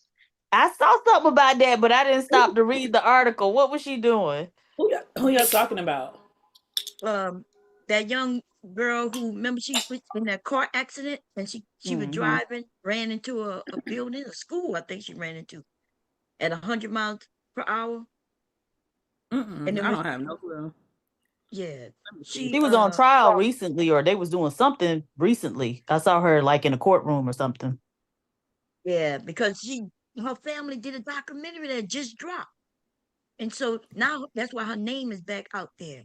So people talking about her all over again. And they putting out all the bad things she's doing in jail while she's in jail. Sexual activities. They done caught her touching somebody's ass inside their pants. Doing a virtual visit, her and a girl, showing her breast to the girl throwing out a dildo on her, showing What? it. Girl, she What is wilding going out. on? Huh? Where they get dildos from? No, so the virtual visit means okay. yeah. So the virtual visit, the other person is the one with the dildos. Okay. But she in trouble because she pulling up her breast, showing her breast to the girl. And so then her manipulating her uniform to be well fitting. They say that she got written up for that. Making makeup out of certain things, getting written up for that, and making earrings out of certain things, gotten written up for that. She trying to be girly, while she in jail. And she You gotta keep some money on them books sometimes, shit. No, that You gotta keep some money on them books. But I think she in there for 20 years. And yeah, she in there for a very long time. I think so. And her parents, they got phone calls of her and her parents, and her mother telling them, what you're doing is going to be great. When you get out, you're going to be able to educate other people. You know how they do with the drug addicts. They come out and they be claiming they helping others. My mother is telling them shit like that. And the people was like, nah, somebody need to get your daughter now and teach her, because she getting written up in jail. When she come up for parole, they might not let her out. Right. You gotta be in there with good behavior and shit. But yeah, she killed 2 people. And then at first, Brownie, she got away with it, right? Because they were trying to figure out accident. They was caught in an accident. She claimed that she passed out. And so her boyfriend was on the passenger side, and a friend was in the back seat. And she rammed into that school so hard, they say she was going 100 miles an hour. Wow. She didn't hit no brakes to where the back seat was on top of the front seat. The friend in the back was on top of the boy who was in the front, and he was under the dashboard, dead. Wow. Them two are dead, and she was almost died, but and she was talking about how she wanted to die, but then after she survived that shit and she was free, you know, it took them a couple of years to get her because the way she was acting. The next year on Halloween, she dressed as like she was some like she was death or something. Something in her actions is what they ended up getting her and convicting her on the murder. Because at first they couldn't prove that she did it intentionally. Yeah. That's crazy. Yeah. Why did her boyfriend was 20 and her other friend was 17 and she was 17? His grown ass shouldn't have been with them anyways. But that's another story for another day. Yeah. It was premeditated. Yeah. Based off what was in her phone. She got hit with 12 felony charges, including murder and sentenced to life. And she ain't gonna get parole until after 15 years. 15 years, okay, yeah. She might end up with the whole life. Yeah. That is crazy. The way she was acting after she got out the hospital and stuff. Then she went to another school, and then they were saying that she was saying certain things, like you said, and in her phone, and that's when they ended up getting her. Yeah, that was crazy. Here we go. Your business and your business credit profile to right. That's right. I say that all the time. All of the energy that these people put into defrauding and stealing and thieving, what if they put that energy into something productive and actually made legitimate money? Baffles me. The girls are coming on here and telling their story about how they had to do federal time for those PPP loans. And I'm not gonna lie to you, I feel bad for them because not only do they have to pay back their own loans, they have to pay back other people's loans also, plus due time, like like 2 to 9 years kind of time. Not to mention some of these girls have little kids, some of them are pregnant now. This was over 4 years ago. I see a lot of comments talking about, oh, they did the crime, they should be doing the time, and I get it. But damn, y'all, like that is really sad. I don't know who needs to hear this, but just a friendly reminder, don't do it because it will come back to haunt you. That's the thing. It is sad, but actions have consequences. Yes, action have consequences. But see, so for the ones that we saw so far, for the most of them, I think they deserve what they got, mainly because how they spent the money, you know. But we're not going to act like they ain't got no politicians or other people, wealthy people who steal from the government every day, okay? Doing all kinds of shit. We give them free money. Why are we giving Walmart or Amazon and all these companies millions of dollars just because they employ people? Without them employing people, they wouldn't be businesses, successful businesses. So we give them tax breaks so they can get more money. They don't give people raises or nothing. So we just essentially giving them money. So I don't really give a goddamn. Okay. They were stealing money too, though, because remember it was a program first for the businesses, right? And a lot of the large companies that shouldn't have been getting it was taking the money, and when it became public, they some of them gave it back, like Shake Shack. Is that what it is? Steak and Shake?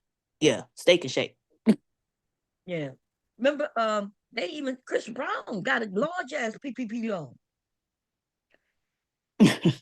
they were like some of these actors and actresses was getting PPP loans, you know. And they were saying, I guess he said he got a business. If he got a business hiring people and shit, then he qualified. But you're right. No, I agree. I think I don't give a damn that these little people was able to get some money. Now they should have spent the money better, but nah. Why? And these corporations, when they get caught doing this shit, poisoning us and all that shit, they get slapped on the wrist and they ain't getting no jail time. That's why they continue to do it. They would rather poison. If some shit come out and they know that it's bad, they'll sell it. And if people die, they will pay. They'll end up paying the family. It's still worth it to them to do it, to kill people. They figure a few people will die, then the government gonna pull it, but we gonna be the sole lots of it. More people gonna get sick than die. The ones who get sick, we just chuck it up to food poisoning, and we don't never do nothing with it. I done caught food poisoning a couple of times in my life, and I ain't do nothing about it. So yeah, these motherfuckers will kill you, and they would know their shit was bad. They still put that shit out. Fuck them motherfuckers.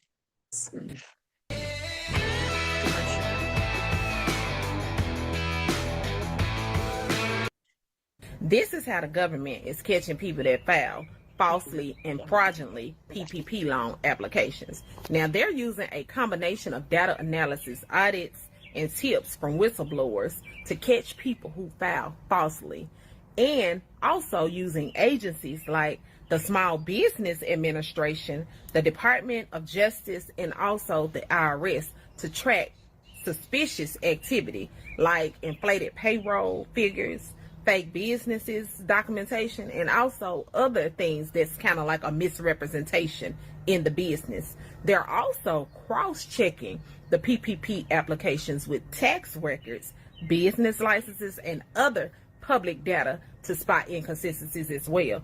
Now, in some cases, some people are being charged and prosecuted that only helped people file fraudulent PPP loans. So tell me what you all think.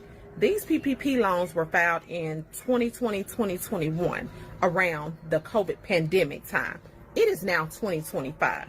Do you all feel like that people should still be prosecuted for fraudulently submitting PPP loan applications and receiving those funds fraudulently? That's a big old hell yes. $7,000. Real. Applications and receiving those funds fraudulently? That's a big old hell yes. The PPP warrantless is real. You have a real page with my name on it for $37,000. Not only $37,000, but also because I used my child's father's name to open up a bank account to get $18,000. You also used your child's father's name to open up a bank account to get $18,000. Now you sitting here. Somebody say something? That's a damn shame. She said, we getting this money. Her baby daddy snitched on her. Man, look. My baby daddy gonna take the charge for me. He ain't gonna snitch over me and be like, oh yeah, she opened up this account too. She might be in jail. That might be why she got caught. Yeah, but she already got 30. She already got 30 something bands. He could have took the 18. Damn. Here crying on TikTok because you blatantly false. I ended up getting a letter in the mail from the IRS. It got me. Yeah. I took out a loan for $50,000 and I don't know how I'm gonna pay it back. Like when you in a fucked up situation, you in a bind, you in a fucked situation, man, you willing to do anything to get out that shit. You willing to do anything to get out there. You know, I was just in a tight spot. I was in a tight spot and I needed some money. And I didn't know they was just offering people money. And it's just like, we was in a recession and the pandemic did.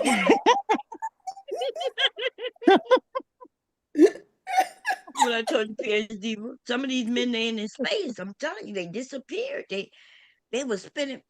Look, I watched. They was dropping super chats left and right. Left and right. Look, there's a time. Money wars. Man, yes, that's what is. We're kicking people off and winning and losing. You know, if you kick me off, then I kick you off and I get back. That's where this shit came from. People had so much money, they were just throwing it. watching them giving out $1,000 a week. I was like, these niggas got the PPP loan. Now I don't see a lot of them men who were doing that shit no more. Them niggas locked up. Okay. And we'll see them in a couple of more years. They'll be back. Damn. Before Kevin Samuels would even start up his show, he had an intro playing. It's hella $500 super chats. All down the shits. You see how these men be asking for super chats now? It was no issue. No issue. Now, yeah. Now it take them Done dried up. It done dried up. Yeah, this shit crazy. Nobody working for real, man. And then they told me that they told me I gotta pay the money back. I'm gonna face federal prison time, dog. Federal prison time, man. It's like y'all was just trying to. It's like this was a setup or something.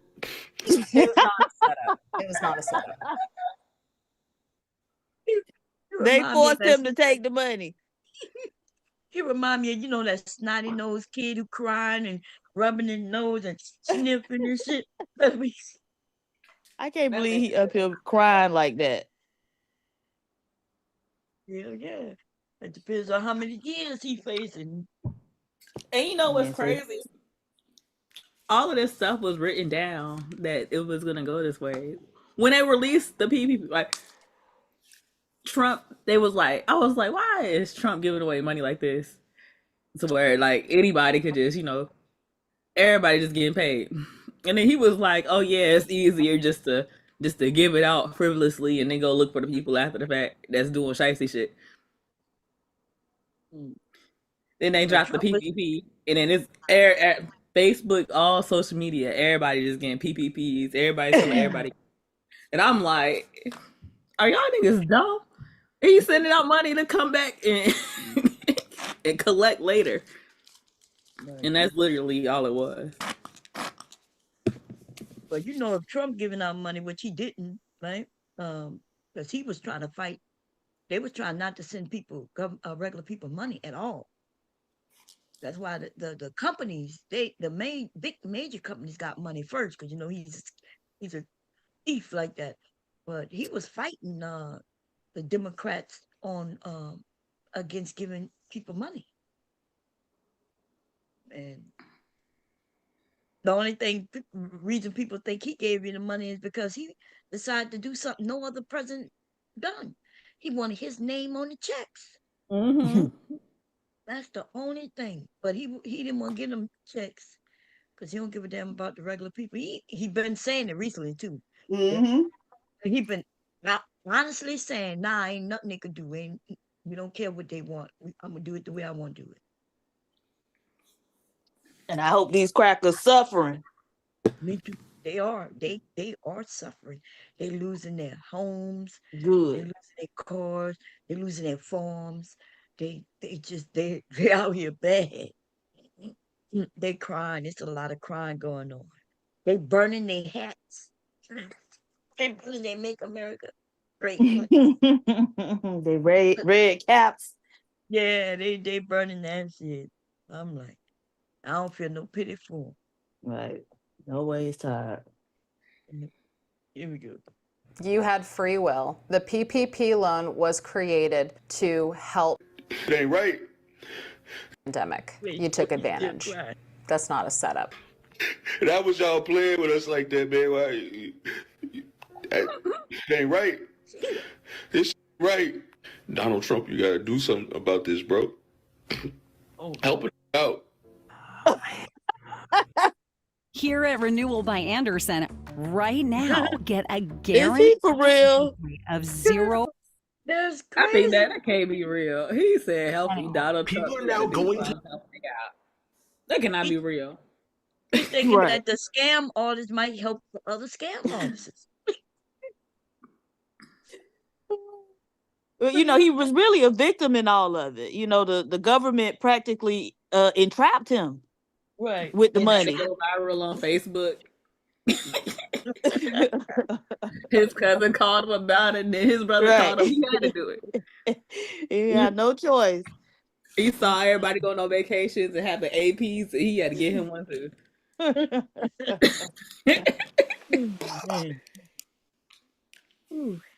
here we go. I saw somebody jail say for that they taking- said that they were jealous. Somebody said that they were jealous over the people that was getting PPP, so they decided to get one. And it's like, bro, Aw. like it was so much money out there. I would never jealousy. What, man? It was so much money out there that you could get without getting a PPP loan. I know that. Look, you get the money from the people who got the PPP loan. Your shit will be legal. You done sold them something, but they the ones going to jail. Here we go. Let's see. Donald Trump, you gotta do something about this, bro. Help it out.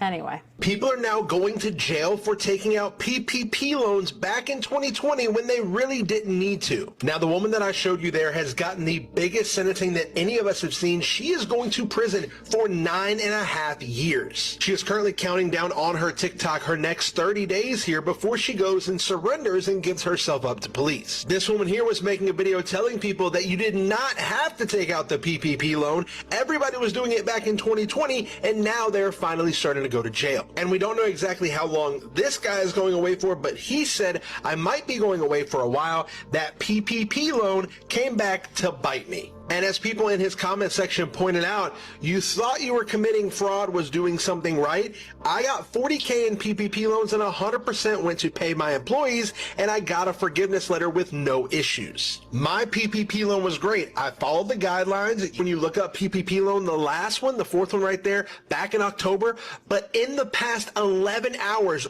3 different people have been charged with crimes regarding their PPP loan. So if you know anyone that got a PPP loan in 2020, check on them. Yeah, if you don't. I'm checking on them. They missing in action, okay? But I They did wasn't check that checking on list. you. They weren't checking for you when they had that PPP money. That's right. They sure wasn't. They disappeared then too. Shit.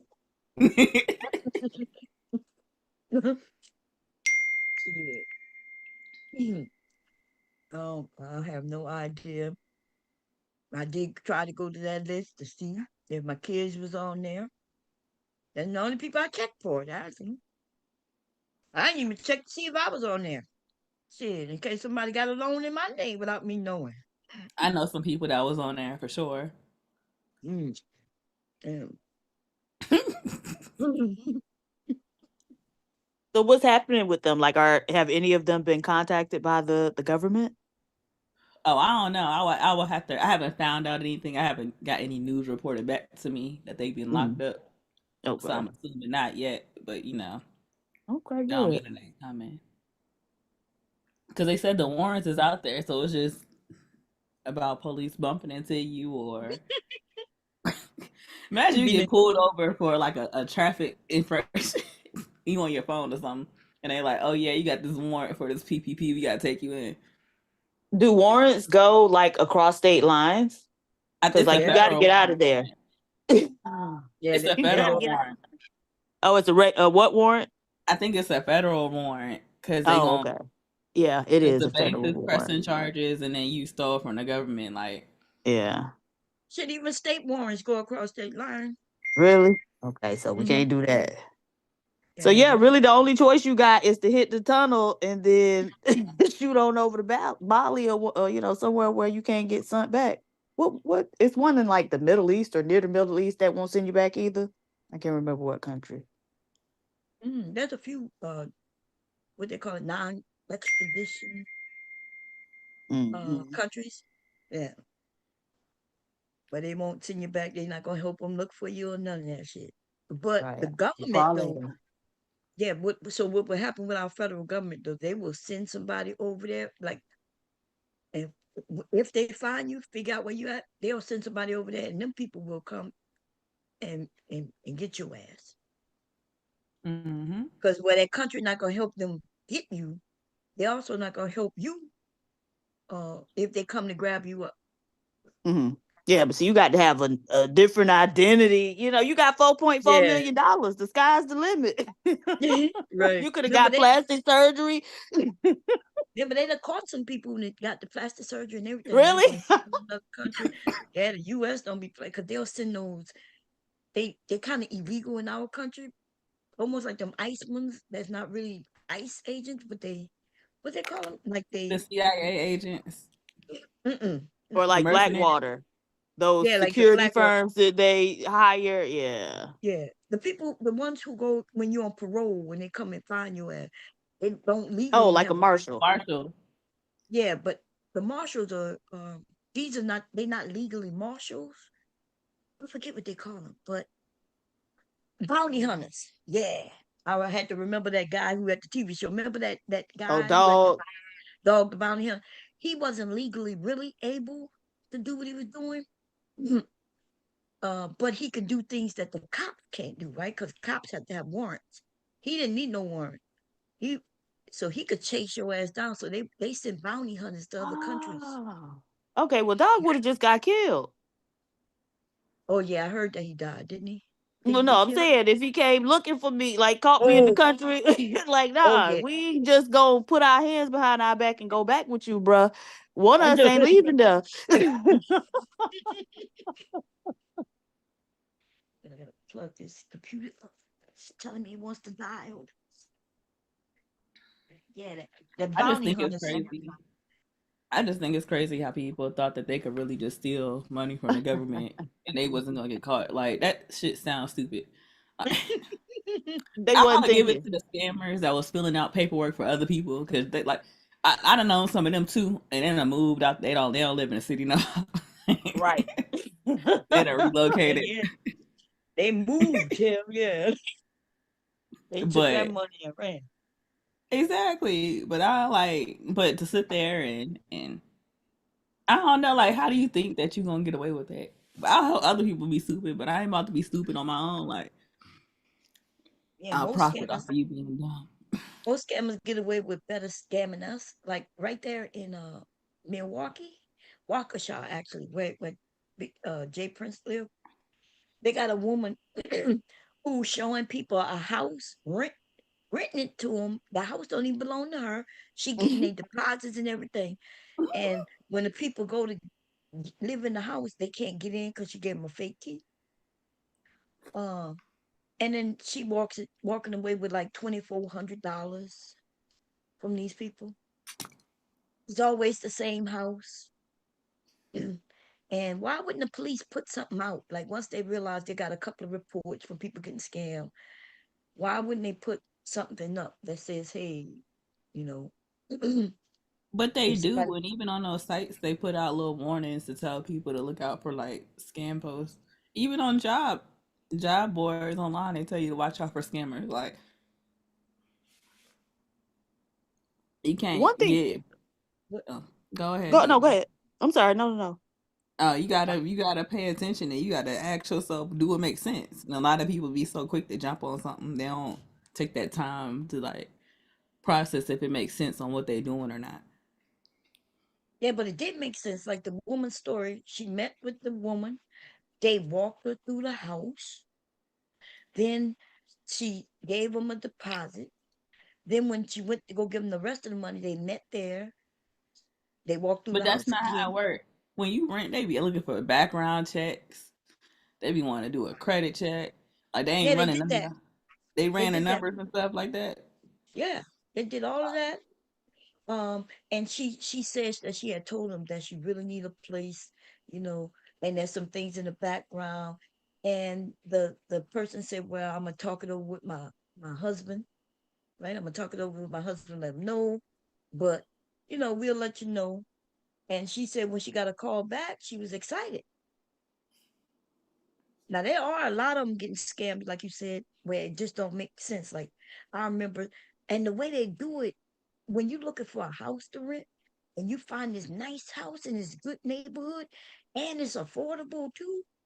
And this motherfucker told me, I remember this was years ago, maybe about 10 years ago, before we moved here. I was looking, and they had this nice house. It was on those apps. That's where they're getting scammed at. And I think it's somebody on the app helping, because how else would it be people from out of the country, right? This person told me that I'm gonna send them the money. They wanted me to send them money through something called WhatsApp. I didn't even know what the fuck that was back then. And I was like, wait a minute. They're like, no, you could go see the house anytime you want. And I was like, oh, what time they gonna be there? Oh, you're not gonna be able to go in. You could just go ride around it. Now that's obvious scam, right? But when somebody walk you around that house, that's when you thinking, hey, this must be legit. But yeah, they wanted me to send them money WhatsApp just to do an application fee. I've been like, first of all, I'm cheap. Y'all know I ain't cheap.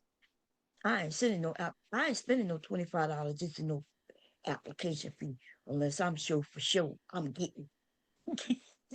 Right. Yeah.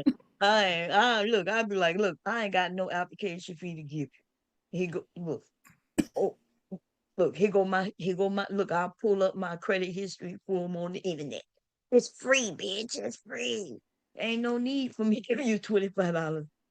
But no, yeah, there's 2 stories, 2 women, same house, and they said they met the woman.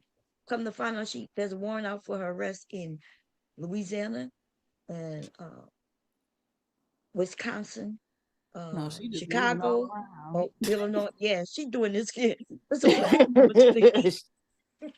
and move. She diluting the area. They ain't looking for her when she get there. She's sticking and move like somebody said. Just like you said, look, she's getting their money and she moving on.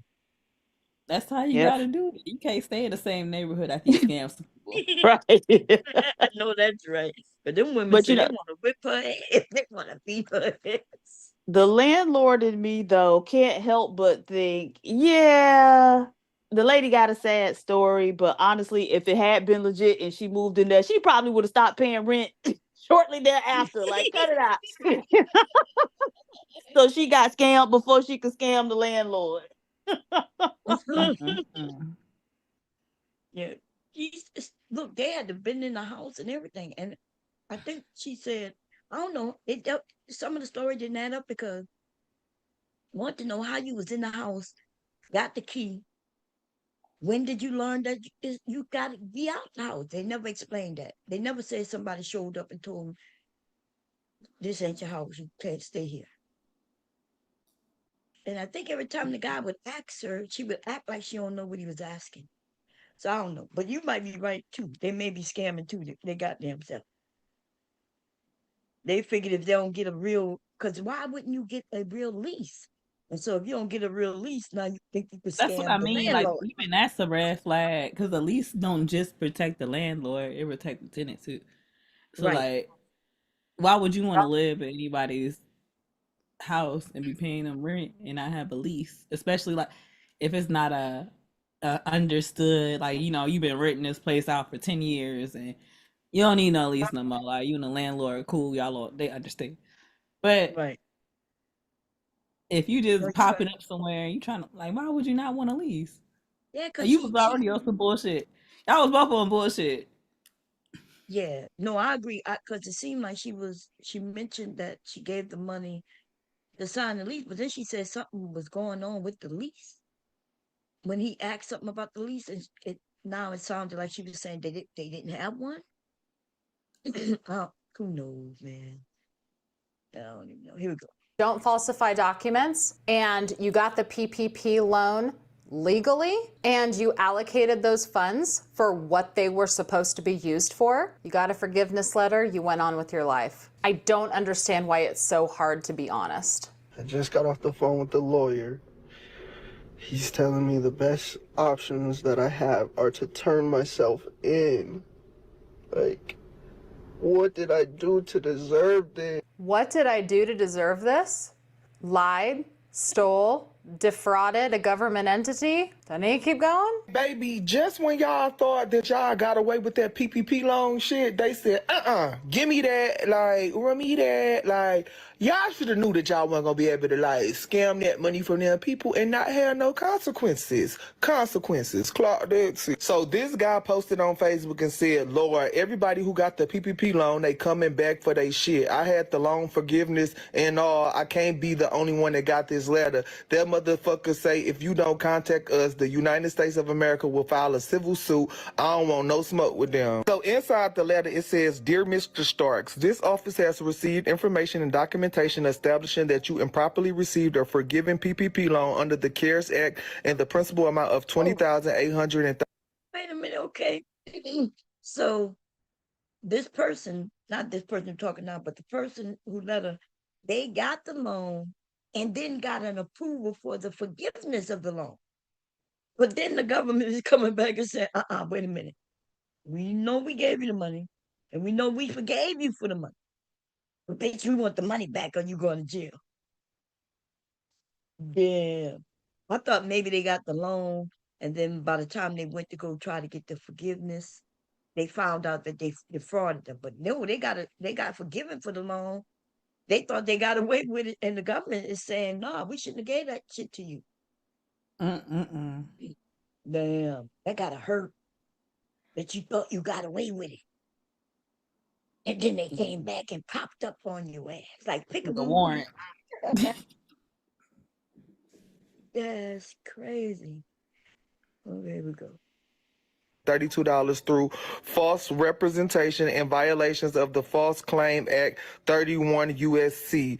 It says that the Financial Institution Reform, Recovery, and Enforcement Act partially codified at 12 USC. It went on to say this letter constitutes a demand for repayment of the total following amounts according to attached certified statement of account from the SBA. It says $20,832 for forgiven PPP loan principal, $122.10 for interest for forgiveness, and $2,500 for PPP loan processing fee. Baby, they is not playing with y'all. Not. Yeah, they don't play.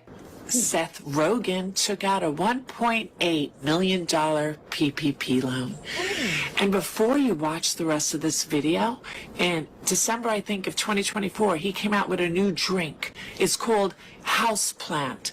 I suggest you go and support him and buy it because it has 3 milligrams of THC in it, and it might help the hit when I tell you that his loan most likely was forgiven. A lot of them were.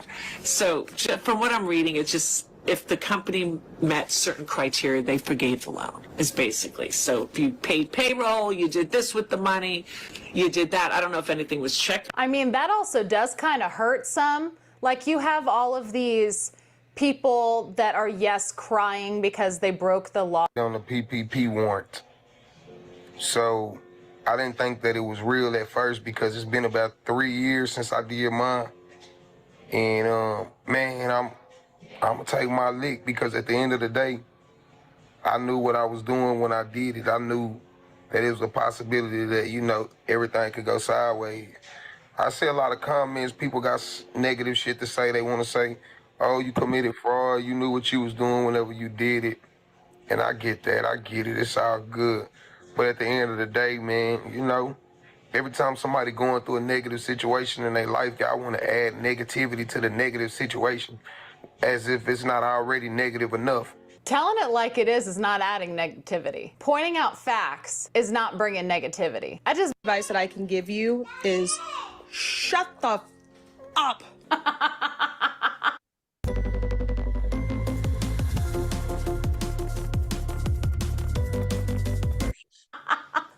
That's what I'm saying. So many of these clips that I feature on my channel are people telling on themselves. She'll bill us later. 17 members of the Broward Sheriff's Office, which include both BSO deputies and detention deputies, released from the federal courthouse in Fort Lauderdale after being indicted on charges that include wire fraud after federal investigators said they fraudulently applied for and received funds from the Paycheck Protection Program, or PPP loans. Attorney Brian Silber represents 3 of the defendants, some of whom have... The deputies with a police station filed PPP loans and got in trouble. Yes. They were taking, That's South Florida. Very on brand for South Florida. They always running some type of scam. You sound like what's his name? What's the name of that show? I haven't seen it in a while. The ones who do what you call them of the day? What's the name? The black talk show, radio show. What they call The Breakfast Club. Yeah, the Breakfast Club. Every time something weird, they hear about a weird story, he would say that sounds like Florida. He would be like, I bet you it's somebody in Florida. But is the people crazier in Florida because of the sun? Is the sun making everybody crazy? Yes. Absolutely. Either been suspended or placed on leave pending the outcome of the investigation. Oh, this from where that same the police I mentioned earlier, huh? Is that where he was from? Rover? Yeah. Yeah, but he wild himself. They was trying to get go my bad, go ahead. No, I hit it by accident. He was talking. Oh, no, so he's the head of the sheriff's department for Broward. So they have to be elected. But the last election cycle, it was somebody running against him, and he put out that him and his wife were swingers. Because they was all on the little site and everything, like plastered on the site, him and his wife. So yeah, but he still got reelected. They got a white guy in Florida. Oh, that cop, he's like the sheriff too. He is horrible. He done set people up, and the people love him. He'll put up pictures of you and claim that you did something that you haven't even been found guilty of yet, and then come to find out you ain't do this shit, but it's all over the news and everywhere. I think that's Polk dangerous. County. Is that what it is? Uh-huh. I know exactly who you're talking about. Why he do that shit? That's fucked up. Because he want to be a celebrity. Girl, that's so. Like they had this one guy, and it was behind. You know how you could crack a stick, and so they were selling these sticks, like an Apple TV stick. What they call a stick? Roku stick or something like that. And it was Fire stick. so fire stick. There you go. That's the name. So people was going to a flea market, and they had some people selling fire sticks, and so they did an investigation and went and rounded all them people up at the flea market, and they had a younger guy there, and they had some older people there just selling those fire sticks, and he took to the news and made them seem like they was horrible, major criminals. It was so the way he put their picture up, and he give a narrative to the story. This one was working with this one at the flea market, although they had different stuff. Like it was so crazy. And they can't sue them because they got what they call these police officers have some immunity, some type of immunity surrounding. They can ruin your whole career without and nothing happens to them. That's crazy. Here we go. Comment on the nature of the case. Sheriff Gregory Tony said he first learned of the crimes in November of 2021. Because he do this shit now too after that white man where he put the pictures up and shit. Like, goddamn. Prompting him to investigate all 5,500 of his employees, including himself and other top brass. Of the 17 he got to investigate himself. Look, within the first 2 minutes, he said not guilty on himself. Okay? Right. They said there's more than a dozen deputies charged with PPP loan. God damn. indicted, 7 BSO deputies and 1 sergeant in law enforcement, and 8 detention deputies and 1 sergeant in corrections. We learned the defendants involved received tens of thousands of dollars, and while the investigation has proved that some of whom were investigated did have legitimate businesses, at the very least, the 17 now facing federal charges allegedly did not. Wow. These people were in law enforcement. They should have known better. So this chick says, imagine your friend putting a PPP loan in your name and then running off with the money. If you live anywhere here in the red circled area and you have an old, struggling air conditioning or heating system, cool for 2 years, y'all end up meeting at work, and then y'all end up building a bond at work that end up spilling out into your personal life, and y'all became friends. Y'all even once had a her business together, but the sales one sales, and so y'all end up closing their business down. Around the time PPP loans first came out, your friend ended up calling you excited as hell, saying that she had got approved for $20,000 and asking you if you wanted to do one. You end up asking her, what's a PPP loan? She started explaining it, and you like, hell no. nah, like I don't need them type of legal troubles. She like, nah, girl, it's cool. They'll be doing loan forgiveness with the woo, trying to pretty much woo you into doing it, trying to persuade you into getting one. But you like, nah, like, I don't need them type of problems. Like, you sure? Bitch, I'm cool with my 9 to 5. So she posting on social media, you even sharing some of her posts to try to get her some clientele, and she was getting clients, and she was getting people approved. Boom, because she was so good that people was asking her. Wait, ho, you know she was putting out fake shit, or you didn't know? Because you said you didn't want those problems, but then you advertise for her.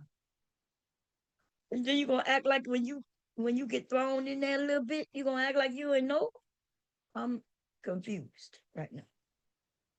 Okay. She said she didn't want them problems, which means she know it wasn't good, but then she advertised for it. To teach them how to do it. So she decided to charge people like $250 a pop to teach them how to do the PPP loans. And so damn, she even started teaching them. She started. Now that's legal. That's legal right there. Where I could teach you how to do this illegal shit. But you know everybody gonna rat their ass out when they get caught. When everybody start getting caught, they ratting the person who taught her. She ended up calling you one day and you did work from home and was like, you know, can I use your Wi-Fi? Because my Wi-Fi out at the house. So you're like, yeah, girl, that's cool. Come on, I'm working from home anyway. So she ended up getting over there, whatever y'all talking, blase. She ended up asking you because she used your name as like a demo for the class. So you like, no, I don't want to do it. It's like, now it's going to be a demo. So it's not going to actually go through. So you like, you sure? She's like, yeah, sure. I promise. You said you want to do one. You ain't got to do one. I just need. No, that don't sound right. If it's a demo, you can use any fucking name. You can use Bomb Cherry. You ain't got them. You know this don't sound right. That don't. You could have made up a name. Right. And she gonna ask you, could you use your name? Bitch, stop lying, ho. Okay? You can make up, if it's a demo, it's not real, it's not gonna come live, it's none of that. You can make up any goddamn name. Any name. So this don't sound right. Anybody else think that this sound right? Brownie, what you think? Brownie must have took a nap. Okay, go. Somebody to use it as a demo. You went ahead and gave her the information, you know, that she would need to do the demo. You heard? You gave her all your real information? You heard that? Okay, no, absolutely not. No. Absolutely not, lady. So basically you had her get you a PPP loan and she ran off with the money. Right. But you know that she was doing that shit because look, you had to give her your social or whatever. That's crazy. Listen, my husband, my kid, so everybody in my household know my last 4 because my last 4 I used for a lot of things, you know. So since they were young, it been the code to our like alarms and shit like that. But they don't know my whole social security number. Bobby can find it. I know he don't know it by heart. I know his by heart because, you know, because shit. If he would have ever tried to run away, I would have caught up with his ass, okay? That's the secret, ladies, social security numbers, okay? And if they got businesses, find out their business number. Get the business number. Don't let them get away. If you having kids with these niggas, shut with theirs. Win, bitch, win. That's what the video was supposed to be about. I had stepped off for a second. I was listening though. But this is what I was talking about. Like people was giving over all their information, all their stuff to these scammers, so their scammers could fill out the paperwork. And like, but do you believe that she thought it was for a demo though? That she gave her all her information for some demo?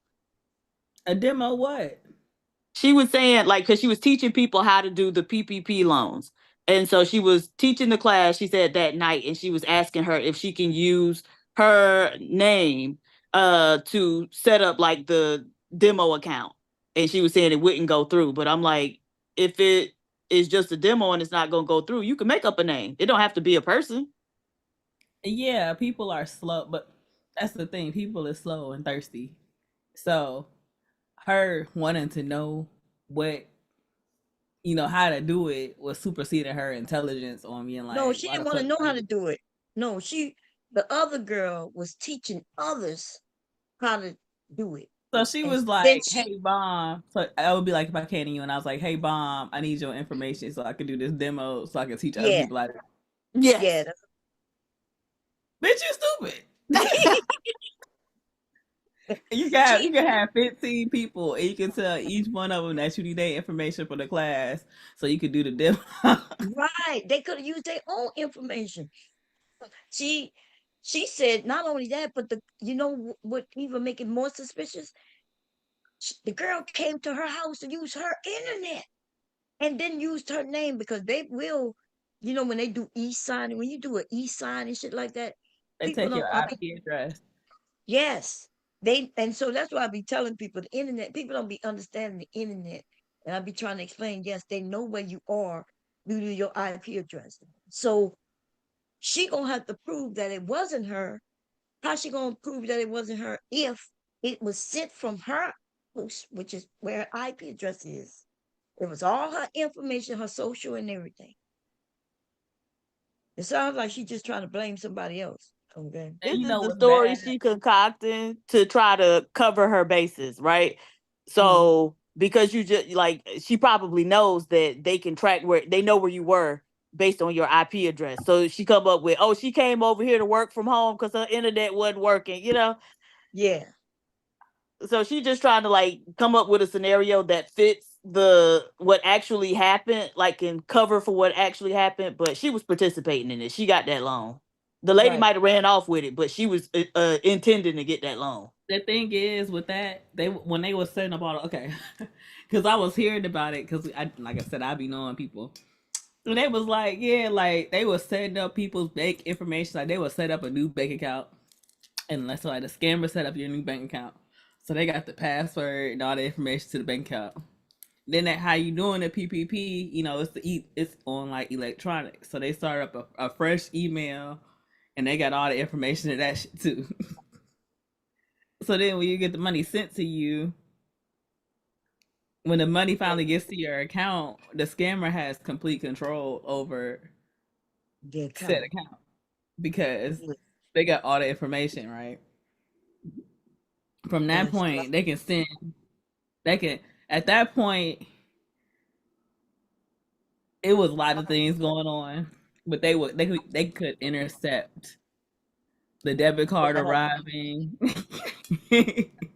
because they got the information on when it gets sent out and all of this other stuff. And it was a lot. Like, so people were getting played left. You go into somebody's house and they doing all of this stuff, and then they just disappear and they run off and they got all the information and you locked out. Oh, so some people was getting loan, but then getting scammed out of their loan through the people who set it up for them. Yeah. That's crazy too, because then they still got to pay that shit back. They probably gonna make her pay that shit back because it do sound too weird. It sound like you was participating in just because she took the money. We don't care who got the money, because the crime isn't that who got the money, right? Because she could have scammed the government and gave it to me or you. We wouldn't go to jail for having the money. The crime is the shit they did, the falsifying of the information, the using the internet to electronically send it. That is a crime. That's wire fraud right there. They got all kinds of shit on. If you send out some falsified information, it's called wire fraud. You e-sign and it was not really you. Like if I want to sign something for a hubby, but I put his name and I do it over the internet, that's wire fraud. Mm-hmm. Well, else to go into the bank and sign his name in front of their motherfucking face. Okay? Then to do it on the internet, because here we go. Her doing a demo, Damn, who needs enemies when you got friends like that? See, I actually believe her. Like this whole story doing a fraudulent kind of believe in the story right now. I think her friend took White advantage woman. Yeah, that's what I'm about to say. White women and they bullshit, okay? And shit about that story makes sense. That her internet just happened to go broke. And not only did she not just go and find a hot spot, but she had to come in your crib. And it so happens to be your crib where she used your information to set up a dummy account, which don't make sense. So you setting up a dummy, because all you got to do is show people how to do this shit without sending it. You get up, you say, hey, you go here, you put in this, you put in that. But in order to associate this with that, you got to go to the bank and make a bank account. You got to make this falsified document and that. You don't need to show nobody with no real person's name. That's some bullshit. Okay, white women. People, to get a prepaid card with the just pretty much giving them the rundown. So she ended up leaving after it was done, and she was like, "Girl, I'll see you later." Blah blah blah blah blah, and that was the end of that day. Boom! A few months later, your friend ended up quitting her job because I'm guessing she was in her fucking bag with them PPP loans. So let's fast forward a little bit to around the time, like text time. You end up getting a letter to your address from the IRS saying that you owe them $20,000, and if you need any assistance, call this number. You end up calling the number, whatever, and they end up sending you the information about the PPP loan because honestly, you was close. You ain't found no mother PPP loan. So they end up giving you a website where you can go and check the application, maybe, change the information to get logged in. And bitch, when you did, you end up seeing that there was a PPP loan in your name saying that you was a mobile nail tech, that you had 8 employees, and that you had made a certain amount of money, and that $20,000 was sent to a prepaid card in your name. You would not think that they would allow that kind of money to be sent to a prepaid card. You'd think that shit would need to go straight into a bank account. Am I wrong? You never receive. Yeah, you wrong, bitch. Everybody don't have a bank account. Okay? Everybody don't have a bank account. A lot of people, a prepaid card is just like those green dot cards or lots of people have. Lots of people have. $20,000. So you try calling your friend and shit. When you call her and you end up asking her about the $20,000, she started stuttering and immediately hung up in your face. You tried to call back. By that time, you was blocked. She had blocked you on Facebook, blocked you on Instagram. You end up going to her house and she had already moved. And it was crazy. Oh, she had already moved. Ain't that something? So not only did she block her, but while she was hitting block on all the devices, her furniture just disappeared out one house into a whole nother house somewhere else. She didn't already move in overnight. Hell yeah. Right? That's how I go. They move quick. Like, I'm telling you, Bomb, like, I done heard stories. Like I said, I know a nigga, he don't live in Chicago no more. He is not in the city no more. Cause I was like, back then I was like, people gonna get mad when they can't get no more food stamps to Section 8 because they done fucked around and did a PPP and a nigga done ran off on them. Yeah, that's crazy. I don't think the PPP should have affected your food stamps though. All of that stuff affected. You can't defraud from the government and they still give you money. All of that stuff. Oh yeah, if you talking about the defraud part. Okay, I see what you said. Yeah. The government, when they that's what I said about people who join the military but don't follow through and they just leave and they go what they call it when you AWOL. So the thing about when you go AWOL, they don't chase you unless it's wartime. If it's not wartime, they're not gonna look for you, they're not gonna search for you. You ain't getting no warrants or nothing, they don't give a damn. Your ass with AWOL. The government do care though. See, when you go to file for some government assistance or some shit like that, oh baby, you ain't getting nothing. It's almost like you're not a US citizen. And now your wife and shit, they gotta divorce you if they ever need some assistance. Okay? I know some people. Like they joined, they went through the hardest part and survived it. And then just decided they didn't want to do it no more. You know who normally do that? The ones who go when they only show up once a month, 1 week in a month. Them the ones be the most to go AWOL. Because they decide they just don't want to do it no more. They think they got an option. They think they could just decide not to do it no more. Yeah, it messes up their whole everything. The government, yeah. It's like you deserted your whole country. you could go get that shit straightened out. But black men don't usually like to get shit straightened out. The white boys eventually go get that shit straightened out. And if they don't, yeah. Here we go. Because you hadn't been over her house in a little. She already moved? Damn. In a little minute because you was working on doing some shit for the new year. You was trying to start yourself a new business and shit. You was kind of busy. So you end up going to the police because you can't find this bitch nowhere. She don't even live in the same house no more. She had moved and everything in a matter of months. So when you went to the police, they end up telling you that it was a civil matter and that you would have to take her to court and make sure that you got evidence. So that's what the you start doing. You start looking for some evidence. You start posting on social media. You start screenshotting text messages and shit like that y'all was talking about when she was talking about the PPP loan when she asked you did you want it and you told her no. After you collect the evidence, you end up finding out that she did that shit to 5 other people, filed PPP loans in their name and ran off with their money. So you end up putting like filing a report with the SBA. Yeah, girl, that wasn't your friend, girl. Friends, with friends like that, you don't need no enemies. An enemy might do some shit like that. A friend, just look, family members might do some shit like that because they, I don't know, they don't like you anyway. They don't like you. They looking to fuck you up. I got a situation going on in my family right now that I don't even want to call this person who was supposed to be like my closest family member.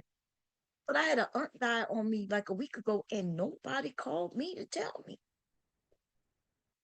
And that's crazy because I think, yeah, I ain't gonna go into it, girl. I start getting my feelings, all kinds of shit come out my mouth. Let me shut the hell up. Okay, here we go. SBA, and you also filed fraud. They end up doing that investigation, and it took them about 6 months, but they end up, you know, coming to the conclusion that you was not the one that received the loan, especially with all the Good. I'm glad for her because damn, can you imagine? No way to read. 2 months after that, you was happy as because now you was no longer in illegal trouble, but then you end up going to the Kroger's over here on Union, end up seeing the bitch with a mother BBL and a brand new Gucci bag walking up the mother deli aisle. What a bit. I would have took a little pin, you know, one of them straight pins, and I would Got have a walked by. BBL and a Gucci purse. Huh? She got a BBL and a Gucci purse. Yeah, that's what I said. Look, I would have took a pin, a safety pin, walked by and give her a hug and stuck her in her ass so her ass cheek would deflate. You would have popped it. Her and that fake ass BBL. Yeah, that's what was going on during that time too. A lot of women when they got there was remember y'all don't remember they was talking about it on the news where they had women on airplane rides with pillows under their butts needing to lay down and shit. Women that got them PPP loans and when they got their bodies done. They were showing a wheelchair, like it was like 15 women going through the airport in wheelchairs because they got BBL. That shit was sick. That was great, and it's unfortunate because most of them was actually. It's almost like, damn, ladies, what you doing? Like, but the media, because you know that Black women aren't the only ones getting BBLs. You know. I know. At that time, they was getting a lot of them. Oh yeah, because they had money, huh? We weren't the only ones getting PPP loans, even though they focusing on us. Seem to be. Here we go. Wow. Bottom line, PPP loans were meant to save businesses, not bankroll scammer bank accounts. And yet, here we are in 2025, watching people cry on the internet and complain about being. Anyway, the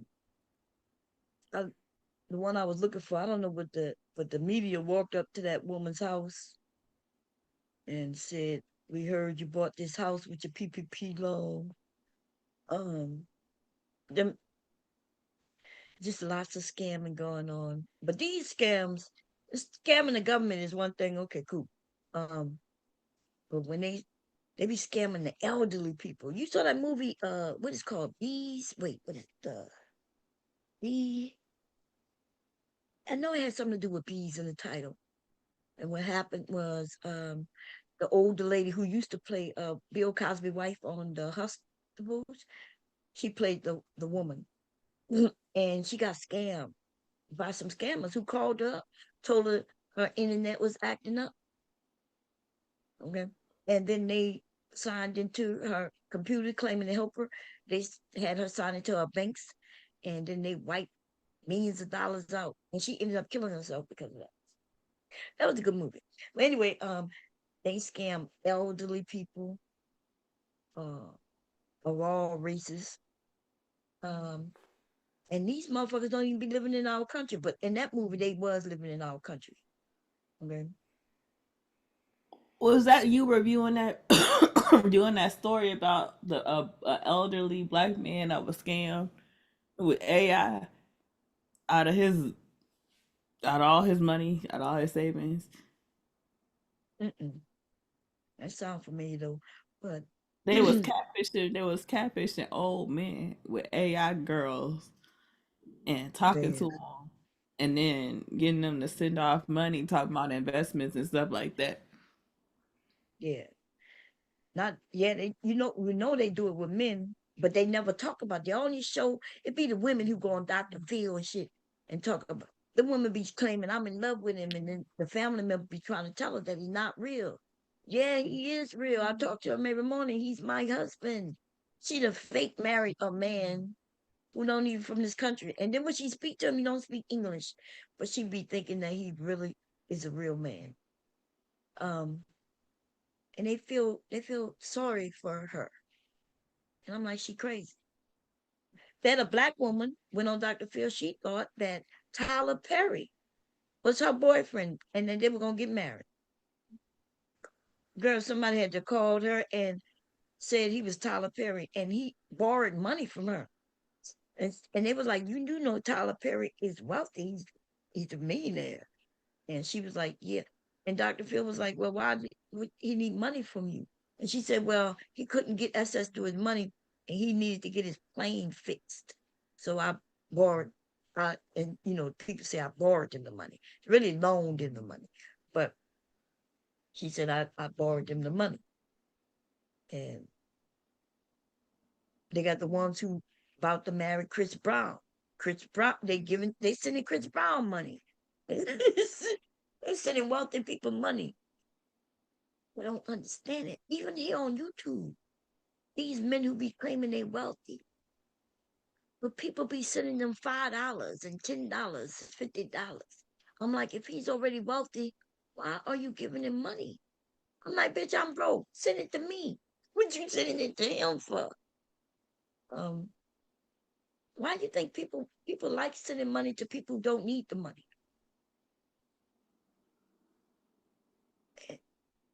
It's something psychological in that, because that's what I see happening a lot. I see that happening a lot. Anyway, y'all, hubby snoring, so I'm in the stream. It didn't go to because I wanted to review Sharon's stream where me and Piers Diva was up there telling women to win, and I wanted to show y'all what the men or some of the men were saying. You basically, Josh was they want women to lose, so the men should have the upper hand. So when we divorce them, where these men think the money that he earned belongs to just him. And that don't make sense. First of all, especially if she worked as well. Where is her little bit of what she was working for? Why do all the wealth belong to him? And so we was telling the women they gotta look out for themselves as well. And this is not a new concept. I remember my parents and aunties and even the media at one point was telling married women who get married or those who was already married, that she should have a separate bank account. And that was the reason for that. And most people be like, well, why would you have a separate bank account? Because when divorce started happening, this man who have access to this account, he can start doing what he want with that money, right? If we both got the ability to do what we want, the one who trying to lead though, he gonna sneak and take the money and move it to where he want. And so we telling women, hey, you gotta have something to back you up. When and if and when these men do this type of thing, you rarely ever hear where the woman who cheated on the man, where she went into the bank and took all the money out. You don't really hear that. Because women who may be cheating or not, she not thinking on that financial level. She don't think that. She just want to be happy, or she trying not to get caught or whatever. But she don't go and try to hurt and harm the whole family. And the men, though, they don't care about the family. When they get angry, they don't care about family at all, which means they never really cared about family.